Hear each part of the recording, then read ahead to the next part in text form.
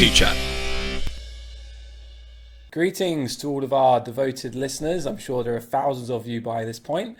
You're listening to Do Chat with myself, Cal Carrot, and my esteemed colleague here, Mr. Dude Law. How are we today, Mr. Dude Law? Very good, thank you, Cal. Excellent, excellent. So today, guys, we're going to be doing the usual. We're going to be looking at a couple of headlines. We're then going to dive into today's big topic, which is looking at the differences, similarities, and individual preferences with regards to American versus British comedy. And then to round the show out, we'll be looking at the top 15 most underrated films of all time. Now, before we do that, let's take a quick advert break. I would cross my fingers, but that seems fairly redundant by this point. Hey, are you tired of keeping up with all your favorite podcasts? Not enough hours in the day? Too many interesting points of view to absorb and regurgitate as if they were your own? Well, have no fear. With our new groundbreaking app, Cacophony. Simply tell Cacophony which podcast you want to keep up with, and it'll blend them all effortlessly together, so you don't miss a single word. Literally. See? 4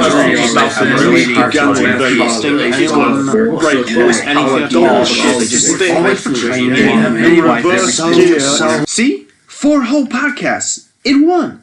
What more could you want? Medical warning. In a small number of cases, cacophony has been known to worsen or cause severe psychiatric symptoms. We do not recommend this for the young, the old, the expectant, or the middle-aged. Right. Well, the less said or thought or dwelled about that, definitely the better. That's all I can say. Good luck to that company. Wonder if they're going to be trading for more than a few weeks with that kind of creative output. Anyway, let's not think about that and get on to our headlines. It's me first, Dude Law.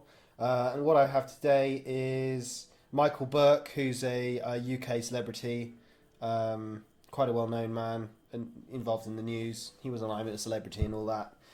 He's come out with quite a strong talking point in a Radio Times article recently, where he talks about how obesity is, if the health service doesn't funnel too many resources into actually fighting to help people suffering from it and suffering from the effects related to it, actually a cost-saving phenomenon in society and a solution to overpopulation and a diminishing factor with regard to climate change. Essentially saying the life expectancy of morbidly obese people is lower than the average person in society. And then you combine that with the fact that spending to ameliorate the health of the over 65s in the UK takes at least from a piece of research that was about 3 years old, so around 2016, 2/5 of the NHS budget. So that's for the over 65s, and then quite a large amount of health spending goes towards the over 70s, the over 85s. It basically just goes in a linear curve upwards, where we're obviously spending the most per capita to heal and support every year those who are 85 and over. And the argument is obesity basically usually stops someone from living to that age. So you're actually making it so that these individuals die before they get into their real cost point, where the price point's quite high for society. So that's kind of an interesting point. He basically says the obese will die a decade earlier than the rest of us. See it as a selfless sacrifice in the fight against demographic imbalance, overpopulation and climate change. Give them the facts to make informed decisions, by all means, nudge all you like, but in the end, leave couch potatoes alone. They're weak, not ill. So obviously that's a bit insensitive. I've been looking into the, I believe it's AMA, I think it's American Medical Association. I'm not exactly sure. I probably should have double checked what that acronym stood for. But that is, since 2013, has been wrestling with the idea that obesity is a disease.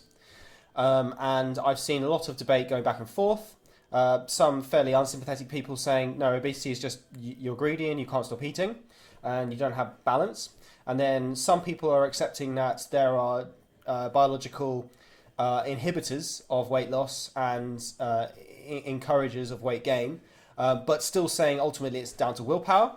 And then there's the people on the other end of the spectrum who are, some of them are doctors and dietitians and nutritionists, and they'll be saying stuff like, we live in an obesogenic environment, which is an environment conducive to becoming obese. And there are so many other factors involved in someone becoming and then staying obese that it definitely gets to the point where you could say it's a disease, because the idea of what is actually a disease, it's something, and it doesn't really matter how you arrive at a disease, but it's a state where you are unfit or unhealthy or have some sort of thing that affects your average health scenario, and you require support, which might be medical or some other kind of intervention. Basically, something needs to change in order for you to get healed of it. And I guess you would say it's a preventable disease, and it's definitely a curable disease. But funnily enough, this concept that it's not a disease because you caused it to yourself is a bit interesting, because obviously, throat cancer is, massively more likely to happen to someone who smokes. They've caused it to themselves, but obviously no one would argue that cancer is not a disease. Anyway, so that's kind of an interesting one. And what's your thoughts on that, Cal? Yeah, it's funny, isn't it? Because Mr. Burke here has used quite inflammatory language. I think most people would take offence by at what he said. However, there's no denying the logic and the rationale, and indeed the evidence that he has based his statements on. So yeah, it's difficult, isn't it? Because it's almost a moral dilemma, in my opinion, because there's no two ways about it. It costs however many billion, and whatever way you dress it up, it is preventable. Actually, what do you think about the moral point? Because the question is, should we bend over backwards to support people who are dying of obesity, or should we let them die? But that's one extreme or the other, isn't it? I would suggest, which direction should we move in? I would lean more towards my preferred solution would be some kind of, I don't know how on earth. Well, the only way I can really describe this is some kind of fat tax. I have always felt that it is unfair that someone who makes healthier lifestyle choices has to pay the exact same level. Well, assuming income and everything else is equal, they have to pay the same level of tax and they get the same level of treatment. That's something that doesn't quite sit right with me. But that's interesting, because if you think about it, those people are going to cost society more. The people who are healthy, because they're living longer. They get into the real bad period of human life where you're just a walking zombie. Things happen every 5 minutes. But they also pay tax for longer, right? I probably don't, actually, because the obese people start dying off by the time they're retiring. You said 56. No, I didn't. It's in the article, 56. What? The average... It's... hang on, let me bring it up.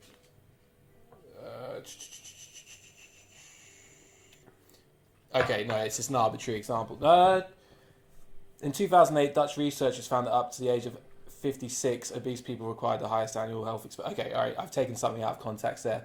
So yeah, I do get what you're saying. Yeah, it's interesting. It's kind of like a cost-benefit analysis, and what really matters is how much you're going to try and help these people.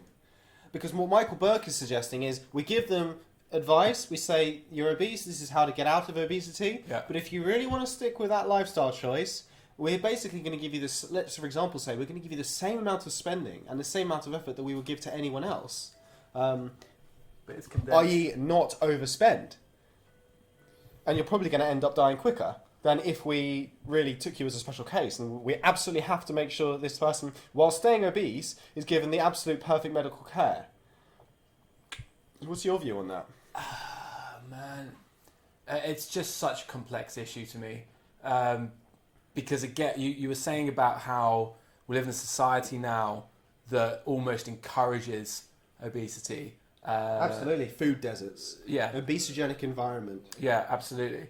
And some people, look, you can make the argument of willpower and making healthy or unhealthy choices, but some people are in a privileged position in order to make those choices, and some people aren't. So I think it's a massively complex issue, but fundamentally, I do think that are we enabling obesity by taking this approach and saying that you want to do that, we'll treat you as well as you like, but you're going to die sooner. I think it's a very unsympathetic approach personally. What's your view on whether or not obesity should be classified as a disease? Because as far as I can tell, the experts aren't even decided. See, in my very amateur opinion, I wouldn't classify it as a disease because the sort of can't think of the correct word here, but everything I would associate with a disease, it's always something that you're not able to prevent, or there's nothing you could have done to, which is ridiculous, right? Because you could argue that some diseases come from living in unhygienic environments or exposing yourself to something that you shouldn't expose yourself to. Yes. But I do believe there's a scale. Sure. There's 100% your fault, 50% your fault, right, or 0% your fault. Yeah, absolutely. So if you're born with some kind of genetic disorder, there's nothing. Yeah, even that, could you argue that we should be doing genealogy tests before we have kids? It's madness. That's definitely not your fault. Obviously, it might be. You might argue that it's your parents. That's what I'm saying. But that's what I'm saying. Crazy, yeah, I know. It's mad. What do you think about diabetes type 2, which you basically get by giving it to yourself, overeating sugar? So that's a really interesting counterpoint, because you're right. I would classify that as a disease.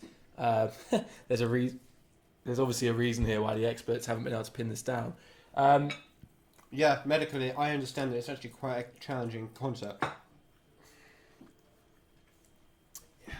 Is it a disease? Yeah, because if you say it's a straight up disease, then it's actually totally morally repugnant not to heal someone of it or not to support someone suffering from it. Yeah, absolutely. Well, you say that, but this old argument of, like you were saying, if they're going to die sooner and be less of a drain anyway. I'm sure there are examples throughout history. You've only got to look back to the plague days when they used to wall in cities and just let them all die off, because ultimately that was the better solution. Can you imagine if you got a family member though, and your auntie or your uncle, and they're obese, and they may die, and if the doctors get stuck in, it'll cost the taxpayer some money, but they might live for 2 or 3 more years. I know it's so difficult. It is difficult. And I it's things like this that you get people criticising the NHS, you get people criticising the government. I just think, have you even taken a second to think about the complexities of all of this? It's constantly evolving. Yeah. And it's constantly changing, and it's madness. So are you? But okay, so look, I can't get to the levels of depth I think are required to quote unquote solve this, but principally I do believe that there has to be something to be said for, look, if you've done this to yourself, if you have been one of these people who have gone out, eaten more than you should, not exercised, whichever, then I don't think morally it's right that person receive equal treatment to someone who's contracted, it's first example comes to my head, but contracted AIDS through something that they had no control over, a sexual partner who didn't reveal the fact they had AIDS, for example. Now you can get into arguments about contraception or the rest of it. I get it, I do get it, but I just think there has to be a difference between, like you said, 100% your fault, 50% your fault, 10% your fault, and actually there is a scale there, and the treatment should be scaled as well. God, can you imagine? It's not for now, but you actually look at the level of contributory negligence to people getting any kind of illness. Absolutely. Obviously, cancer is a great example, but I tell you what, how many of these diseases that people are dying of would they not have died of if they were well rested, well fed, exercised well? Well, XYZ. again, totally. Look, I think I'm going to vote we draw a line here because we are running slightly over already. But one of the biggest contributing factors to almost all areas of what you might call wellness is affluence. People who have low affluence are far more likely to contract all sorts of things. People who are more affluent the other way around. But yeah, really fascinating topic. Great choice. So ultimately, do we like Michael Burke's message? I'm not sure I do. It's too inhumane for me. It is too extreme. Not sensitive enough. But it's not sensitive enough. But I think that there's no denying the fact that there is something there. There's some level of utility to Yeah, thinking. Yeah, sure. absolutely. Right, what's your headline? Okay, so as is often the case with Do Law and myself, we're going from the sublime to the slightly ridiculous. I had a number of headlines in mind, but in the end I went with my heart over my head. And I picked an article in, Sky News, and it was The Rock formally announcing his retirement from professional wrestling. Now, the reason that I chose this headline is, as a child of the 90s, I was a massive WWF, as it was known at the time, fan. The Rock was, right up there with Steve Austin, Undertaker, Triple H, and a few others.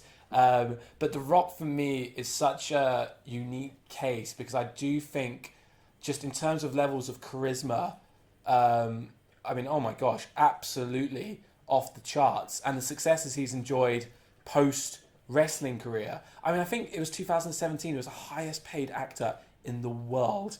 The Rock was the highest paid actor in the world. That is remarkable. And I'm sure there are plenty out there who will feel like he wasn't deserving because clearly he doesn't have the acting chops of, say, a De Niro or a Jack Nicholson or a Helen Mirren or whoever. But, you've got to hand it to him. The dude, I'm a huge admirer of his. He probably acts better than Arnold Schwarzenegger, who also was the highest paid. Yeah, absolutely. Definitely. I just have a tremendous amount of respect for him. He was a childhood icon of mine. It's a sad day that he's announced his retirement from wrestling. Now look, plenty of wrestlers have announced their retirement to only return, WrestleMania 5 years later out of nowhere, blah, blah, blah. I don't think we've seen the last of The Rock in the ring. But, while it was in the media spotlight, I did want to just almost pay homage or tribute to Dwayne Johnson, The Rock, as a wrestler. Absolutely loved him as a child. Do you know, it's funny because he was never my favourite wrestler, air quotes. Mine either, yeah. I was a big Hogan guy. Hulk Hogan, I was a massive Goldberg guy. Steve Austin. But The Rock was just a solid, second or third favourite for a good 10 years plus. And again, looking back and looking at what he did, how he did it, all the rest of it, just a tremendous amount of respect and admiration. So my thing about The Rock is that, he's never really been the number one wrestler, but he was always very, very early on from his starting at WWE. I guess it was at WWF when he started. He was always the number one mic controller. Some people will argue that at that time Roddy Piper was still up there, but I still but he was nearing the end. Ric Flair got in a bit later. He was obviously over the hill. I'm not sure who else really can compare in terms of mic controlling. That's like half of wrestling. Who was the I don't know what you call it, the ringside reporter who would interview him and he'd steal the mic off him and say, "It doesn't matter what you think." I can't think precisely who you're talking to. Oh man, I can't remember either. But he just had this. So for me, wrestling, it's all about the drama. It's all about the performance. I've got some admiration for the physicality and the athleticism and blah blah blah. But ultimately, for me, it really did come down to it's a performance art, in my opinion. And I think The Rock genuinely. Some people have it, some people don't. The spontaneity and the wit, and he just has it in oodles. It's unbelievable. His energy was so incredible, so infectious. I genuinely feel John Cena cannot even compare closely at all to The Rock, even though they fill kind of a similar cultural position for different generations. Sure. Yes, I really like Shawn Michaels was my big guy. But in terms of The Rock is he's an institution. One thing I think is amazing about The Rock is that we may not have seen the most that he's going to end up doing in his career. The governator Arnie managed to go and be a governor, but he wasn't born in the US, so he wasn't able to become a president. But I definitely think there's going to be a chance that Rocky is going to try his hand at the presidential race. Whether or not he's going to be successful, I don't know. But he's probably going to end up doing something with his working out, because he is a fitness inspiration and he's a relentless font of positivity. I don't know if you've noticed. Oh, absolutely. Yeah. I mean, I haven't really followed him on social media or anything like that. Check him out on Instagram. If you're on Instagram, have a look at him. He's almost relentlessly positive, which may get a bit irritating to you, but he's a force of nature. Yeah, absolutely. And it's interesting you say about the political side of things as well, because I do think so. For those of you who have listened to previous shows, I've spoken a little bit about my preferred leadership styles and what I believe is important in a leader. And I think The Rock, in terms of his ability to inspire, motivate, impassion, it's just people talk about this sort of metaphorical it, and he has it. And it's amazing. You know, stage presence is maybe one way of putting it. But yeah, just a huge fan. And I just wanted to take 6 or 7 minutes here to just pay tribute to the people's champion, Dwayne "The Rock" Johnson. Okay, cool. So that will wrap up headlines. So we're going to go to another commercial break. I strongly advise just check your phones, whatever. Just try and ignore the next minute or so. I know that I will not be listening for fear of being, aware of how badly I'm tarnishing my own image.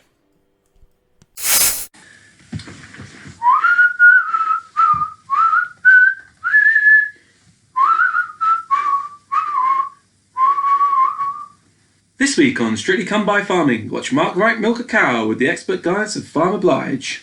I've really been looking forward to milking. It's my favourite week.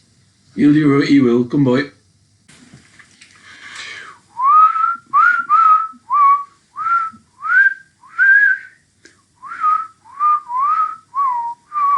Come by.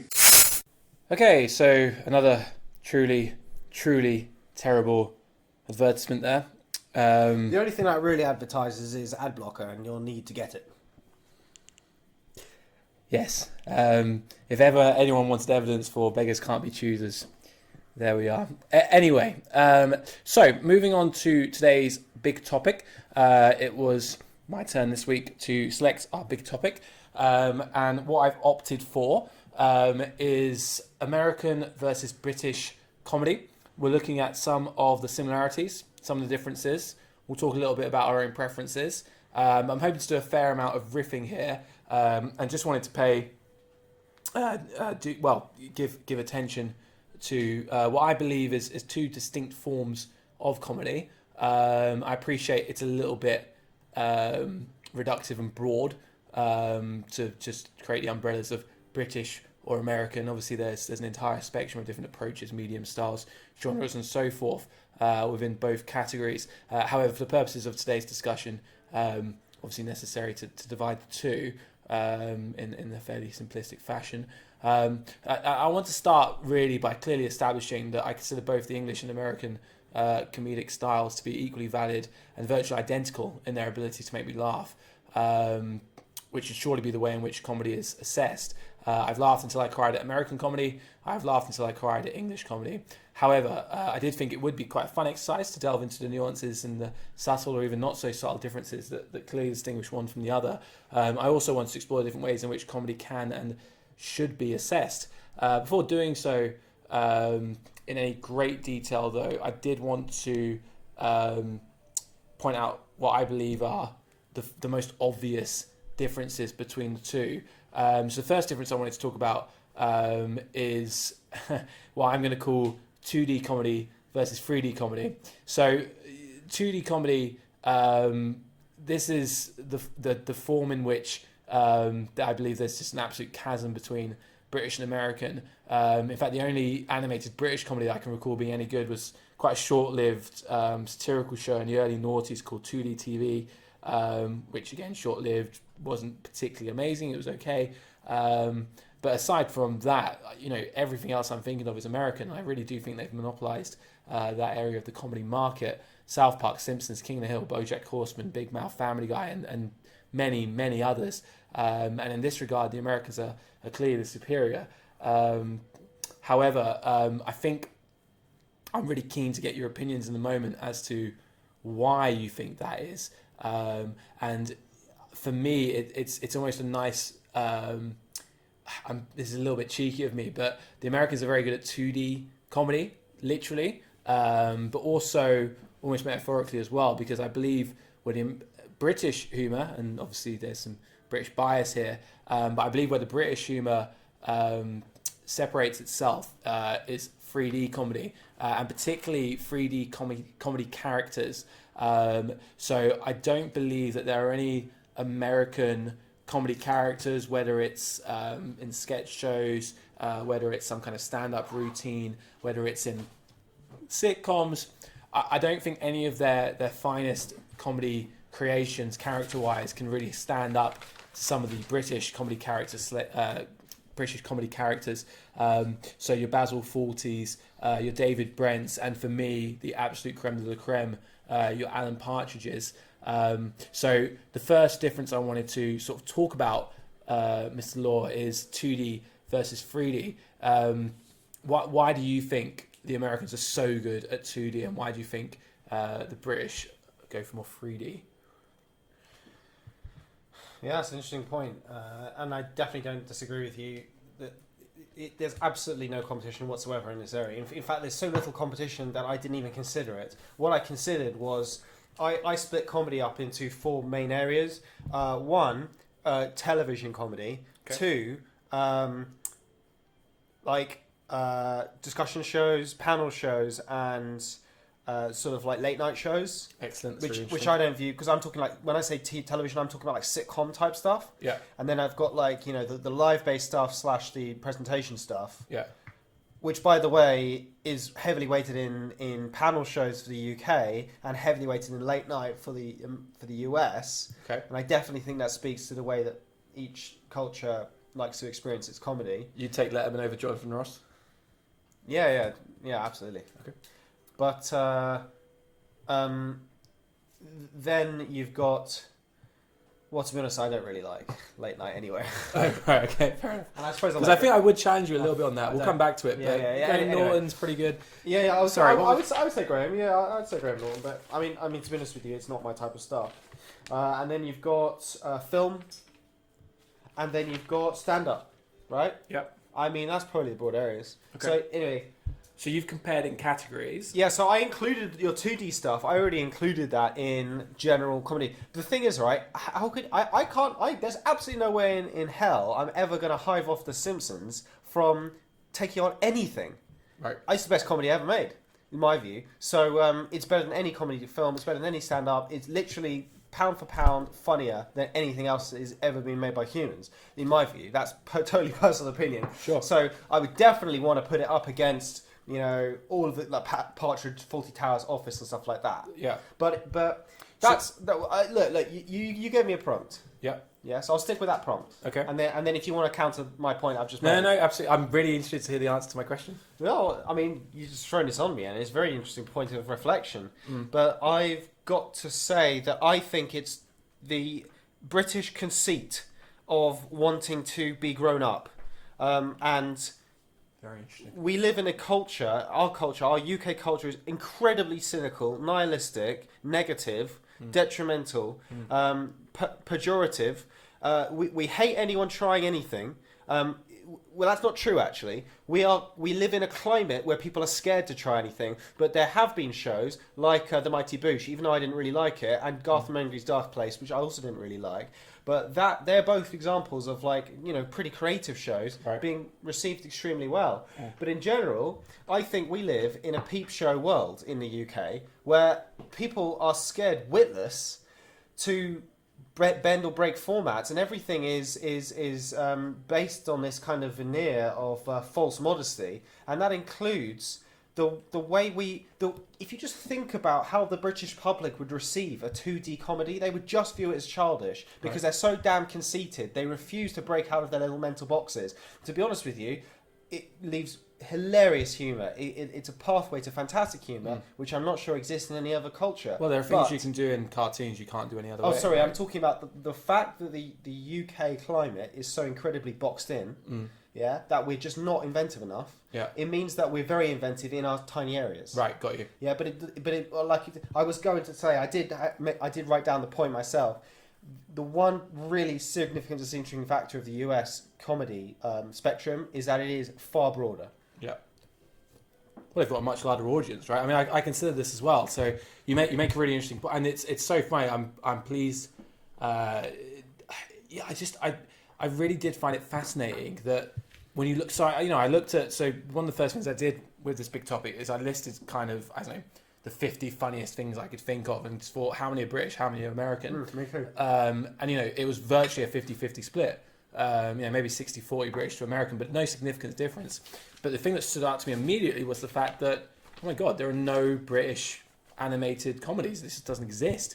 And you make a very interesting point there about, we're almost, we box ourselves in and we specialise, and what we specialise in we're good, but there's no sort of broad approach. And I do think that maybe potentially a contributing factor to that is the fact that, America, I'm going to embarrass myself here without knowing the actual population figures, but it's 320 million around. Right, okay, so 320 million compared to what? US 70. 70, UK is 70. Yeah. So, by nature of, if you want it to succeed, it needs to be broader, right? But it's funny, actually, I want to go back to something you said about The Simpsons, because, you and I both hold The Simpsons in very high regard. Now, would I label it the funniest thing that's ever been made? Whew, I am. I mean, it's top three. I'm talking seasons 3 to 8. Yeah, of course. Yeah, I'm being specific. It goes without. Yeah, but yeah, for me, it's indisputably top 3. I might argue with you about number 1, but that's another topic for another day. What would you say number 1 is? I can't like. The thing that immediately comes to head is The Office. Really, I would have thought you'd say Seinfeld. I love Seinfeld, love it to bit. But this is the thing. So that this is one of the other things I wanted to talk to you about is how do you assess comedy, and how do we what is the paradigm here? Because surely it should just be how much does it make you laugh. But actually, I believe there may be a level of pretentiousness or snobbery to comedy, particularly over here in Britain, because I just can't put Seinfeld first. It's quote unquote cleverer. It's smarter than most American. There's an irony in that. It's more cleverer. No, it's certainly smarter or more intellectual than most American. I mean, compare it to Friends or I don't know. What's the other one? Frasier. Actually, I would argue Frasier has an element of intellectual as well. I was thinking of Modern Family. Yeah. So I would say that the average level of, and I feel a bit pretentious here, but the average level of intelligence of comedy in America is certainly lower, in my opinion. And Seinfeld, whilst hilarious and higher than the average IQ of most American programs, I don't think it quite matches the intellectual, what I would consider to be genius of The Office. And for me, it has to lose marks for that. The genius element is important. So I would argue that The Simpsons is definitely quote unquote better than Seinfeld, because it does it's smarter. There's no two ways about it. This is an interesting point, because you see, but I love Seinfeld. I am a massive analyst, and I love to rank, and I love to put things in Excel spreadsheets. And when we come to our movies, you'll see that I've done the same. And obviously, with last episode, I went totally overboard with my Excel spreadsheet. Yeah. I think that comedy is the one area where I probably wouldn't use as an Excel spreadsheet, right. Because it's a purely visceral experience. Absolutely. Is something funny or not? Does it make you laugh? And I guess there are two types of comedy. That there's you laugh immediately, or it holds a place in your heart because you can then return to it in your mind or with your friends and laugh about it in the future. And there are some things like Monty Python's Flying Circus. When it first came out, a lot of people weren't laughing riotously at the actual show. They were laughing the next day at work about the show. The Office is a fantastic example where I'm sure a lot of people watching the first episode of The Office, you didn't laugh a single time, or maybe you laughed once. And then when you actually talked to all of your friends, you were crying, unable to breathe. The Simpsons is the show that I would say gives me the most laughs per minute at first watch to 100th watch. But for me, one of the genius aspects of The Simpsons is the fact that there are so many layers, because I do think you do get that laugh out loud experience with The Simpsons, but you also get those jokes that, like you say, they're not. It's not that you're rolling on the floor laughing. It's that you appreciate how clever and the quality Yeah. of that joke. It's the you know? quality. It's the fact that it's written by like 8 people on Yeah, average at absolutely. any one time, and You each can one pick- of them are amazing. Yeah, absolutely, and it's just, I mean, I'll get so the one that's coming to mind. The example here is I can't remember exactly the context for this, but Homer says, "Do I know what rhetorical means?" It's a throwaway gag, but it's Yeah. just It's full of them. Simpsons is full of them.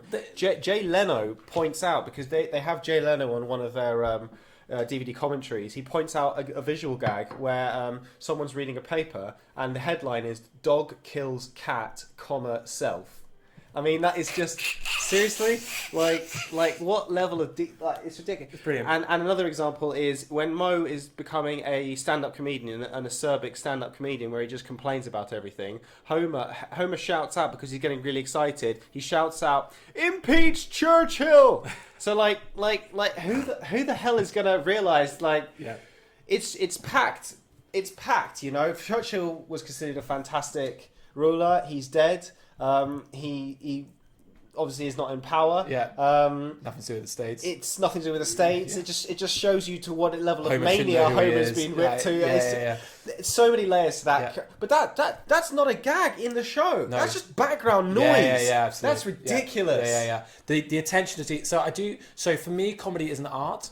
And when it comes to appreciating art, you do appreciate attention to detail. And you do appreciate the complexities. You do appreciate there's no other word for it, in my opinion, the genius that goes into some of this work. So for me, again, we're getting bogged down in the American now. I want to sort of take a step back in a minute and compare the two. But for me, Simpsons will always be better than Family Guy. However, if I had like a laugh meter while I was watching both, I suspect that Family Guy would reach a higher level on a more frequent basis, just in terms of pure laugh out loud funny, but they're chalk and cheese in terms of quality, in my opinion. And look, some of this comes down to, again, depth of character.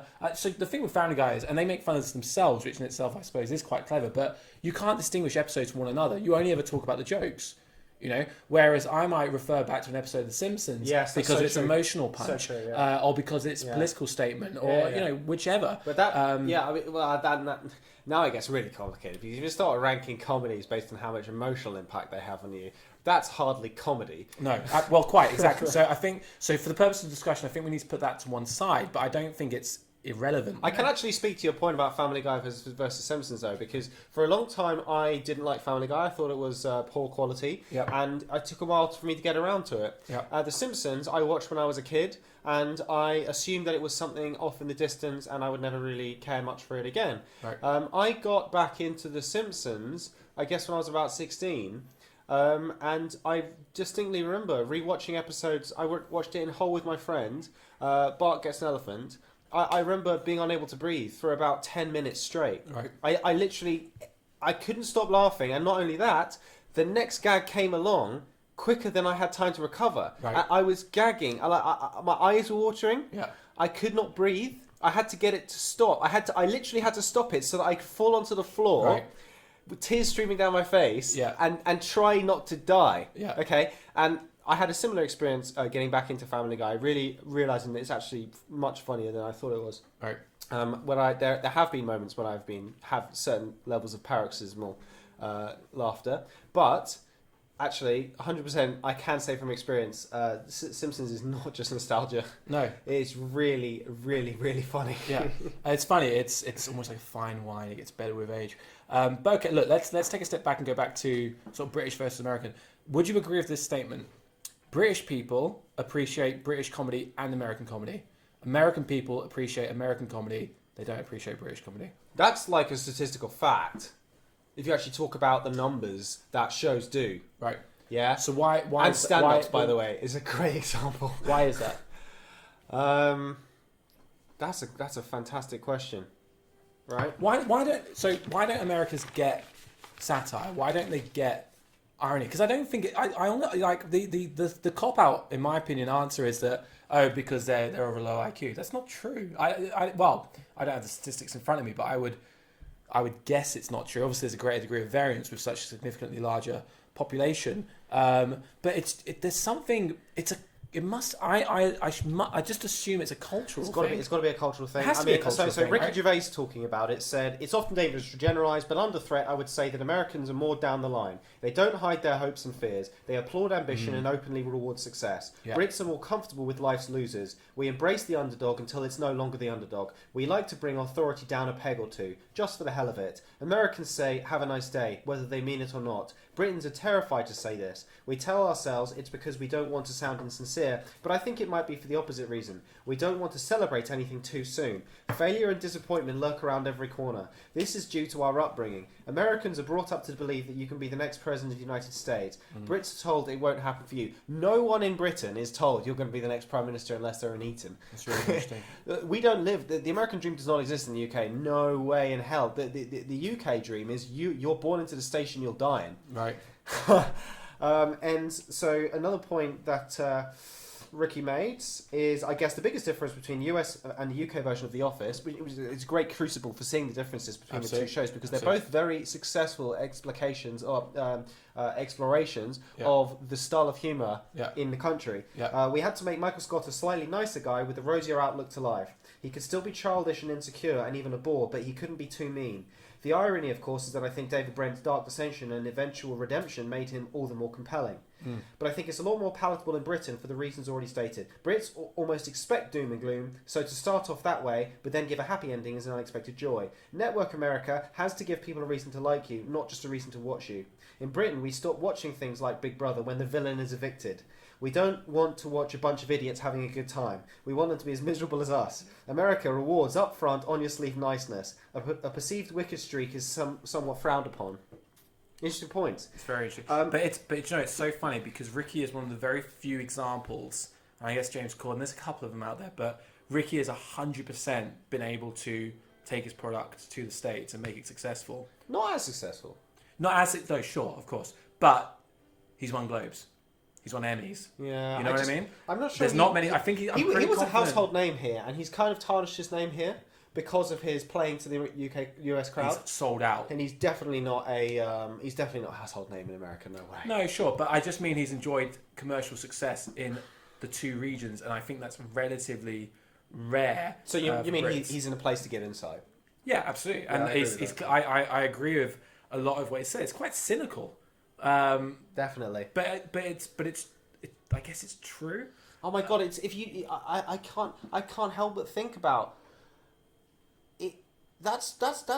I really struggle to think of a British comedy show where it's not heavily focused around just bad people or bad circumstances or dealing with a bum deal. Yeah. Almost every freaking time. So, whereas in America, Homer Simpson goes to space. Right. You know? Yeah. He's a total undeserving buffoon who gets the most amazing things thrust on him. And the same thing goes for Family Guy, everything like that. Yeah. I mean, but that's cartoon, so that's a bit outlandish. But you say the what you're same saying. thing. Okay, so this is a bit ridiculous, but King of Queens is a fantastic example of a totally unrealistic, well, maybe not totally unrealistic, but a pretty imbalanced family if you're talking about attractiveness of the two people involved. You're talking about a big old dumpy sort of dude. Love Kevin James. And then Kevin James, great actor, and probably actually quite an attractive man when it comes to his facial features. But he's not in shape. And his wife in that show is smoking hot. Yeah. And you say the same thing about Modern Family, right? Just sorry, they satire that. Well, they allude to this in an episode of Family Guy where it's like, oh no, is it The Simpsons or is it Family Guy? When it's like a very attractive female and her far less attractive husband. They show a picture of Fred and Wilma Flintstone. Yeah. Well, sorry, but it is. You're right. It's absolutely. I completely agree with you. Maybe it's just optimism versus pessimism. Maybe it really is as straightforward as that. That's a fantastic example because when does that happen in UK shows? Interesting. People do not get with people who are unrealistically attractive because we are not all about that dream life or living upwards. Yeah. We're about accepting the crapness and the low aspiration of our station. Yeah. I'm thinking of all of these shows, the love interests. Do you think then that there's a level of escapism in British comedy, whereas they don't need that in the States because they're so chirpy and chipper? Well, no. UK does not have escapism, really. Not as much. Are you talking about surrealism? No, I'm talking about, so you want to see people struggle. You want to see people, maybe escapism is the wrong term, but you want to relate to it. That's and what's that's relatable. Schadenfreude you're talking about. Okay. Enjoying people's negative circumstances. So you compare favorably. Yeah, that's probably close. You'd say Schadenfreude, I guess. Okay. Well, look, I do think there's clear distinctions, and I do think it's a very interesting topic. But I do think there are exceptions to the rule as well. So I would argue that Curb Your Enthusiasm, which I know you've not seen too much of, but it's one of my all-time favorite comedy shows. And there's a huge degree of like Larry. Now look, he's a multi-millionaire, lives in Beverly Hills, whatever. I get that he's got a great life, but it's all about how frustrated he is, how fed up he is, how he perceives his life to be so difficult, blah, blah, blah. So I do think there are exceptions. No, that's because America has broader humour. So America can Right. stray very much into UK territory. Right. Yeah, absolutely. I would agree with that. But I also think that something else that's... So, hang on, bear with me 2 seconds. I think that there's something in the fact that you have to look a bit harder to find the humour in British comedy. It's not quite as... So, again, I know I've sort of spoken about this before, but just... So, I'm going to give a really extreme example to make a point. But a poop joke in Family Guy might make me burst out laughing, okay? Whereas... actually, no. Before I go on to that, I also wanted to talk about the fact that there are... So I would use BoJack Horseman and also Rick and Morty of an example of quite dark humour. Yeah, but the obvious thing is that they are much less subtle. Right. Americans don't do subtle humour the same way the UK. UK, there's Yeah. no doubt about that. And If we do have any American listeners, you might find that difficult to digest or annoying It's not a criticism. or provocative. There's no connotation. I It's really, just a difference. I really can't explain to you, distinctly and succinctly without sounding slightly condescending. But there is a method of communication in England. In the British experience, which is it's gesticulation based and it's timing based, and it's never expressed, and it adds an extra layer of expectation and therefore kind of its own ground for comedy, which really doesn't exist in the US. Yeah, I completely agree with that. One of the funniest things so Brent is up there for me in terms of comedy. The Office is the greatest example of that. Absolutely. 100% is the Like, greatest example. some of the looks he gives the cameras, or he does the teethy smile, or he adjusts his tie, and it's just, If I were to sat down with the average American and explain what is funny, and like almost like when you're doing a driver's awareness course and you have to point out what are the hazards on the road, and I pointed out the comedy, I swear half of them they wouldn't even understand that was supposed to be funny. Absolutely, but and I think I think you've hit the nail on the head when we talk about the cultural differences, and I think Ricky's insights there are very interesting. Just to come back to your earlier topics, I'm very interested in your view on stand-up, because this was something that was almost exactly a 50-50 split for me between British and American, and I do think this is one of the areas of American comedy where the rules we've just talked about, the cultural difference, yada yada, I don't know if they apply as much, and I'll give you 2 examples of this. I believe that Rodney Dangerfield's stand-up is an act, okay, and it's all about, I don't get any respect, my wife cheats on me, I'm fat, I'm ugly, my doctor says I'm going to die, all of this. Quite negative, and it's an act. So I use that, and I'll also bring up Louis C.K.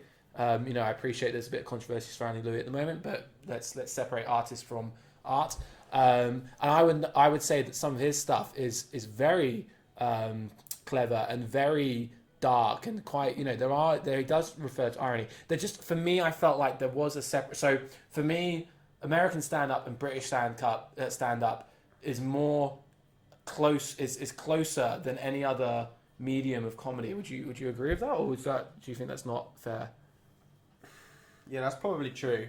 I think it comes down to the fact that you can't get the same ambiance that you can in The Office or Alan Partridge on stage. Right. You have to be more enunciative. You have to you have to change your delivery, Yeah. and potentially it's also the fact that maybe Americans really kind of inspired the development of that genre, so a lot of people are directly influenced by them. Yeah, that's a really good point. That's a really, really good point. I'm really not. I'm not convinced that the UK stands up to the US.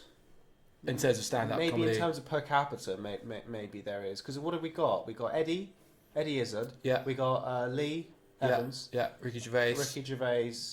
Kevin Bridges, I'm a huge fan of. Lee Evans.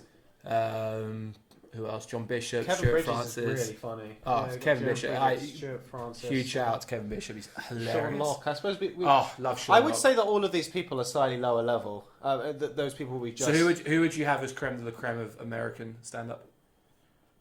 Dave Chappelle. Yeah, but that's the problem is that I don't really like stand up that much. Okay. All right. Well, look. Let's switch. What were your other categories? Chappelle's a pretty good choice, I think Bill Hicks is very funny. Oh. I think Louis C.K. probably he's up there for sure. I just think there's a lot of American. Jerry Seinfeld.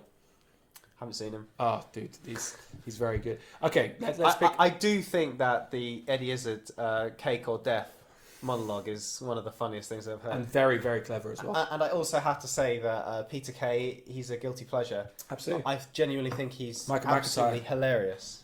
I think Michael McIntyre, same thing. Michael McIntyre. It's very but again, this comes back to the point. His humor is very obvious. It's clever. It's well delivered. It's relatively clever. It's quite well delivered, but it's all really like, oh, don't you hate it when you stub your toe? Like, it's very.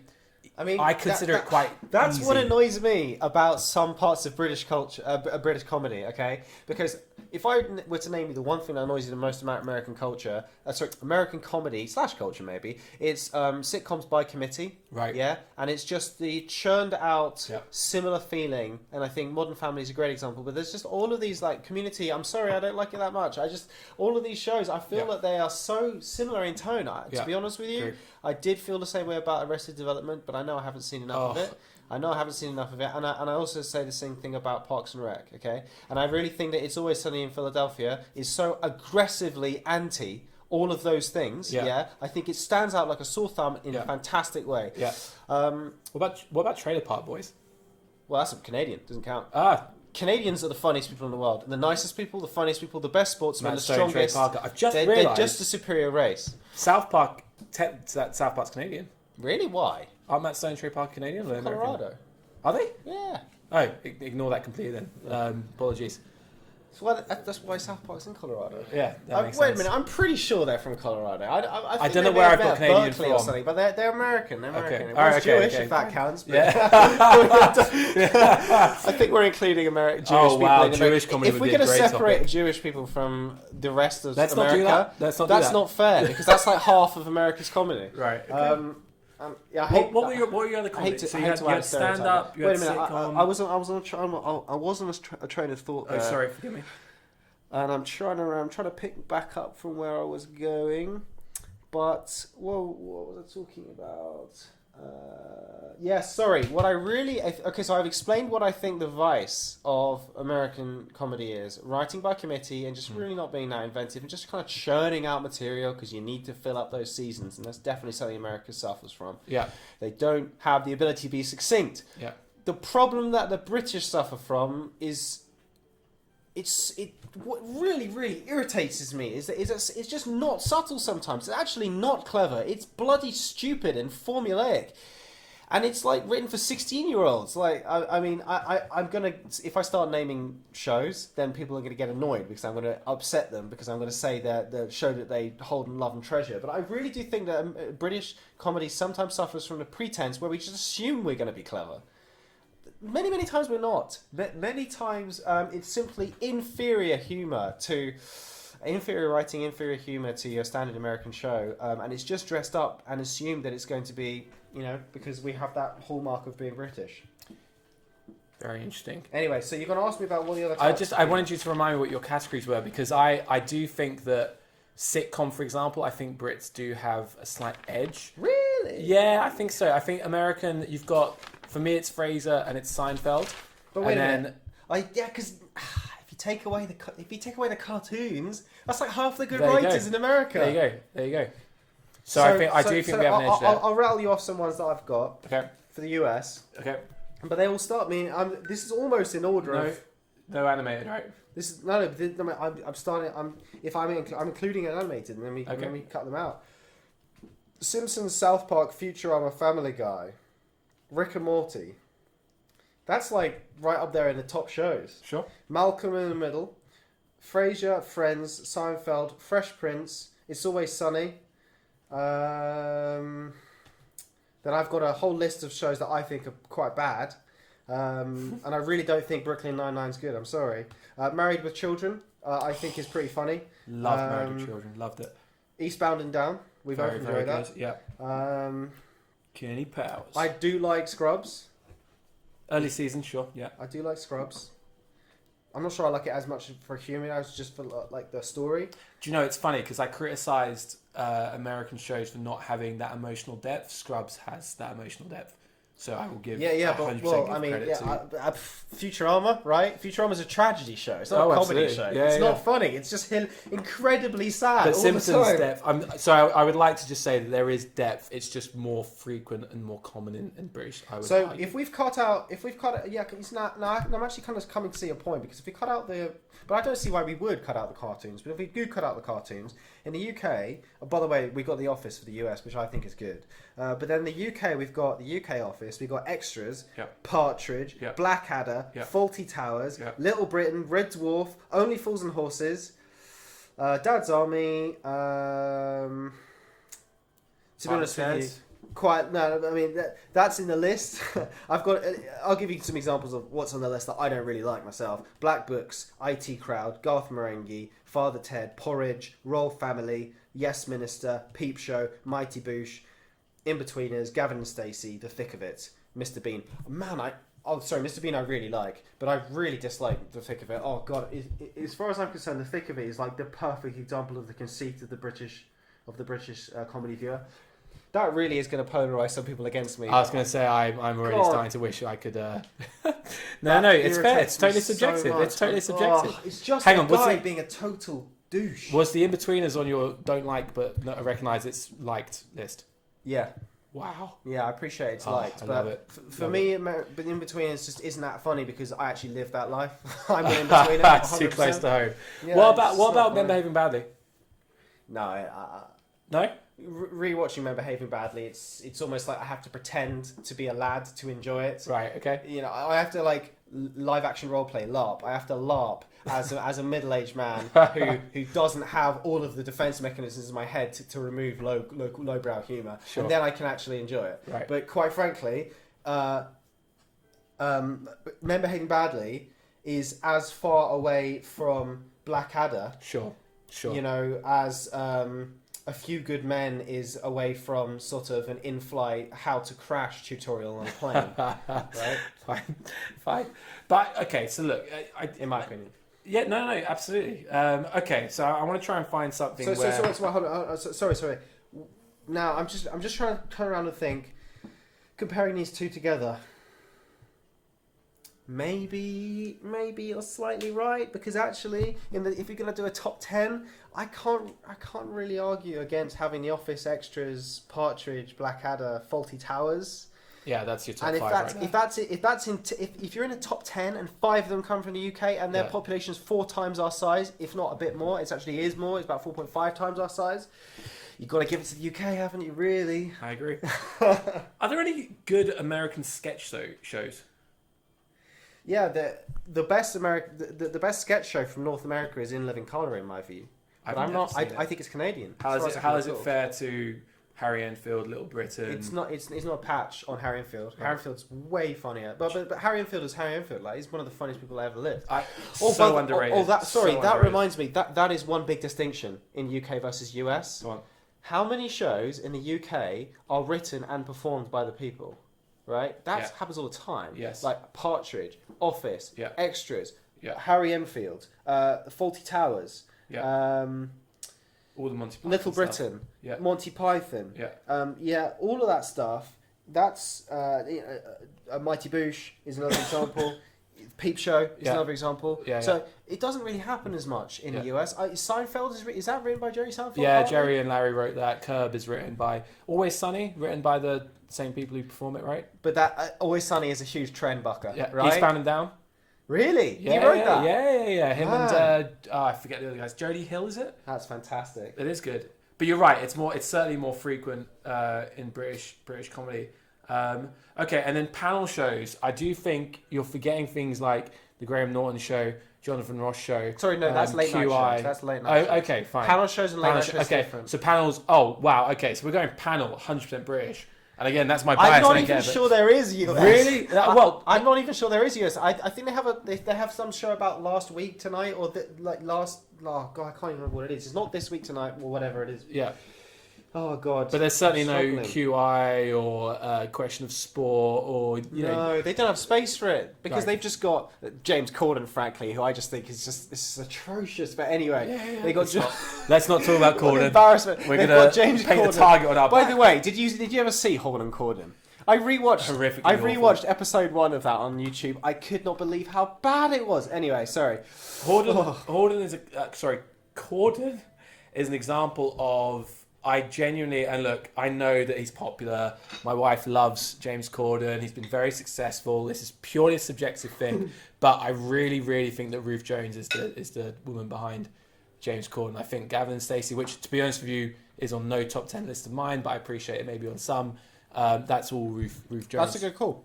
And you know, frankly, so look, I get it. He's charismatic. He's fun. He's jolly. Blah blah blah. But yeah, I can see why the Americans love him. But So we're too cynical. So, for him. but they've got Letterman. I don't think Letterman's really a comedian. He is actually a comedian by trade. At least he was, but Right. I don't think he fulfills that role. Sure. Jon Stewart was a proper, full-on comedy guy. Yeah.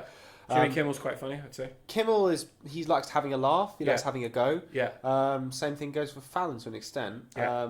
Conan O'Brien, same thing. He's actually a funny comedy writer. He actually wrote for The Simpsons. Yeah. Not much though. And then you got that Scottish guy. Can't remember his name. John Oliver. He's just not funny at all. Right. I don't really like SNL. Do you like SNL? Do you know, it's funny, I do like SNL, but I like the highlight reel, and when you consider how long that show's been going for, and the highlight reel is probably 5 minutes. Yeah. I think that says it all. That says it all because you watch The Office and every single minute is dripping Absolutely. with comedy. Well, but this It's is also it. tiny. This is it. Like, even The Simpsons, which you've put as the greatest ever, you have to put the proviso of seasons 3 through 8. There's 26 seasons. It's probably more than that such now. a good point. I mean, I don't have to put that provider with the Blackadder. Right. I don't have to do it. Well, first series of Blackadder. Yeah, that's true. It's actually considered a different show by many people. Right. Because it's written by different people. Yeah. I don't have to do that with Fawlty Towers. I don't have to do it with The Office. Don't have to do it with extras. It's all about packing quality into the show. I probably don't have to do it with Red Dwarf, to be honest with you. No, well, no. Only I mean, Fools is quite if you discount sprawling. the 10, 11, 12, whatever the recent ones were. I watched them still recently. good. I found They're them still pretty good. funny. Don't worry, they're still I found good, but they're them not pretty like. Come on, they're not. No, it's true. It's not. It's not the same, I guess. No. But all of those shows have beginning, middle, and ends. Right. I think potentially you would argue that Fresh Prince has a good beginning. No, it doesn't actually, because they get that stupid little kid in. I mean, no offense to the little kid, because I'm sure he's fine, but that's really annoying. Yeah. I was going to say the same thing about Malcolm in the Middle, but they did the same thing. They get that little baby kid in, and it's just like they go just a bit squeeze too a few long. more series. It's They go a bit sad, too really. long. Do you know Jerry Seinfeld was offered, and this is back in '98, $1 million an episode to do a 10th series of Seinfeld? He said no. He said it's run its Good course. man, Blah, blah. good Yeah, man. absolutely. Do you know what? Friends, bizarrely, feels one of the more self-contained shows. Friends is we could do a big topic on Friends because its could. popularity is undeniable, and I'd be lying if I said I didn't enjoy it. I do enjoy it, but for me it's so just above average, but yet it's so popular. It's undeniable. I would say that Friends is the comedy equivalent of what Opeth is to death metal, which isn't going to mean anything to many, many people. No, nothing to me. But I think Opeth is undeniably good, and they have undeniably good songwriting, or at least riff writing. They have good musicians, and they have a good singer who's also a good growler. But it is an irritating thing about Opeth half the time, where I'm just like not really sure they're actually that great. Right. They have So funny. they It's have so all the true. ingredients Yeah, to yeah, be great. That's right. And they have the cultural impact Yeah. to be considered great. Yeah. But individual basis, I'm never Yeah. really. I mean, no, Yeah. no. It's on the background and you enjoy it. Yeah. But I'm not really sure it's that. classic wallpaper TV. I mean, it's on it's on like every hour of every day, right? If you find the right Yeah, channel. so yeah, I suppose I should probably withdraw that. I love Frasier. I really, really love Frasier. And I think it's. But again, it's it went on too long. It did. Niles and Daphne got married, and then they carried on. I'm like, what? Yeah. But anyway, and then, oh man, Americans, they're spit. Okay, do you know what? We're well over the hour mark here, dude. Panel shows and late night. Panel shows and late night, I'll give to the States. I'll give. Panel shows because. No, sorry, sorry. Panels UK, late night US. But I think there is. You know what's really of... funny about that? What's the main distinguishing feature of the UK situation? It is you have a main person who tries to keep it straight, and everyone else tries to make spontaneous jokes. On a panel show? Yes, the panel show is always about a central person who's never really allowed to be that funny. Yeah. They always have to keep it moving in a Straight direction, guy. Yeah. and they're the straight guy. Yeah. And then all of the people around them are the ones making wisecracks. It's actually the feeling where you have like a teacher in the middle, and everyone's doing class clown. I completely agree with you, but I do think some shows do subject the No, form slightly. hold on. You can't. In general, you can't disagree with me there. I mean, yeah, you can get. I'll give you QI. He's always making jokes himself, but in general, they move the direction forward.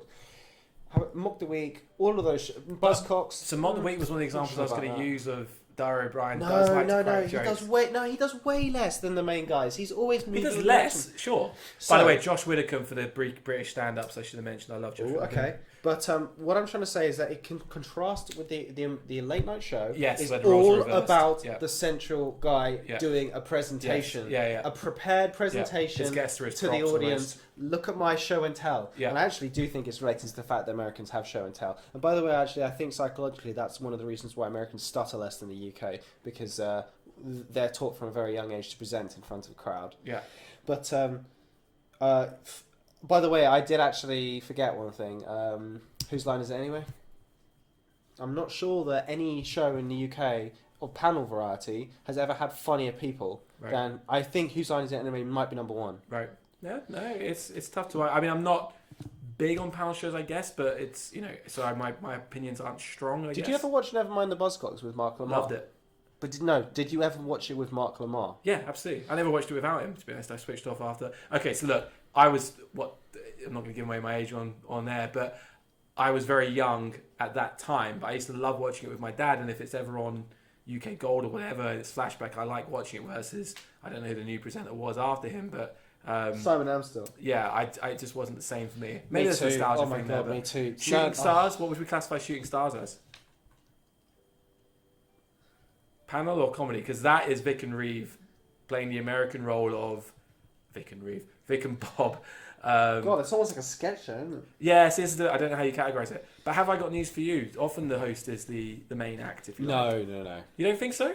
Not the one making spontaneous jokes. The host is doing link to link and sometimes makes reactions. Yeah. But they are moving the show forward, and it's Merton and Hislop who are the ones making the class clown jokes. Love Merton. Very funny people. Yeah. Merton's undeniably a genius when it comes absolutely. to comedy.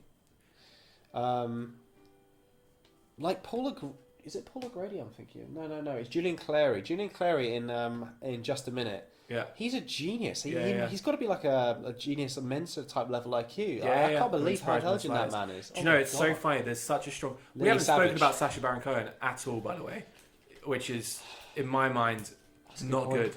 He's fantastic. I mean, what he does is just brilliant. But is there a US equivalent to Sacha Baron Cohen?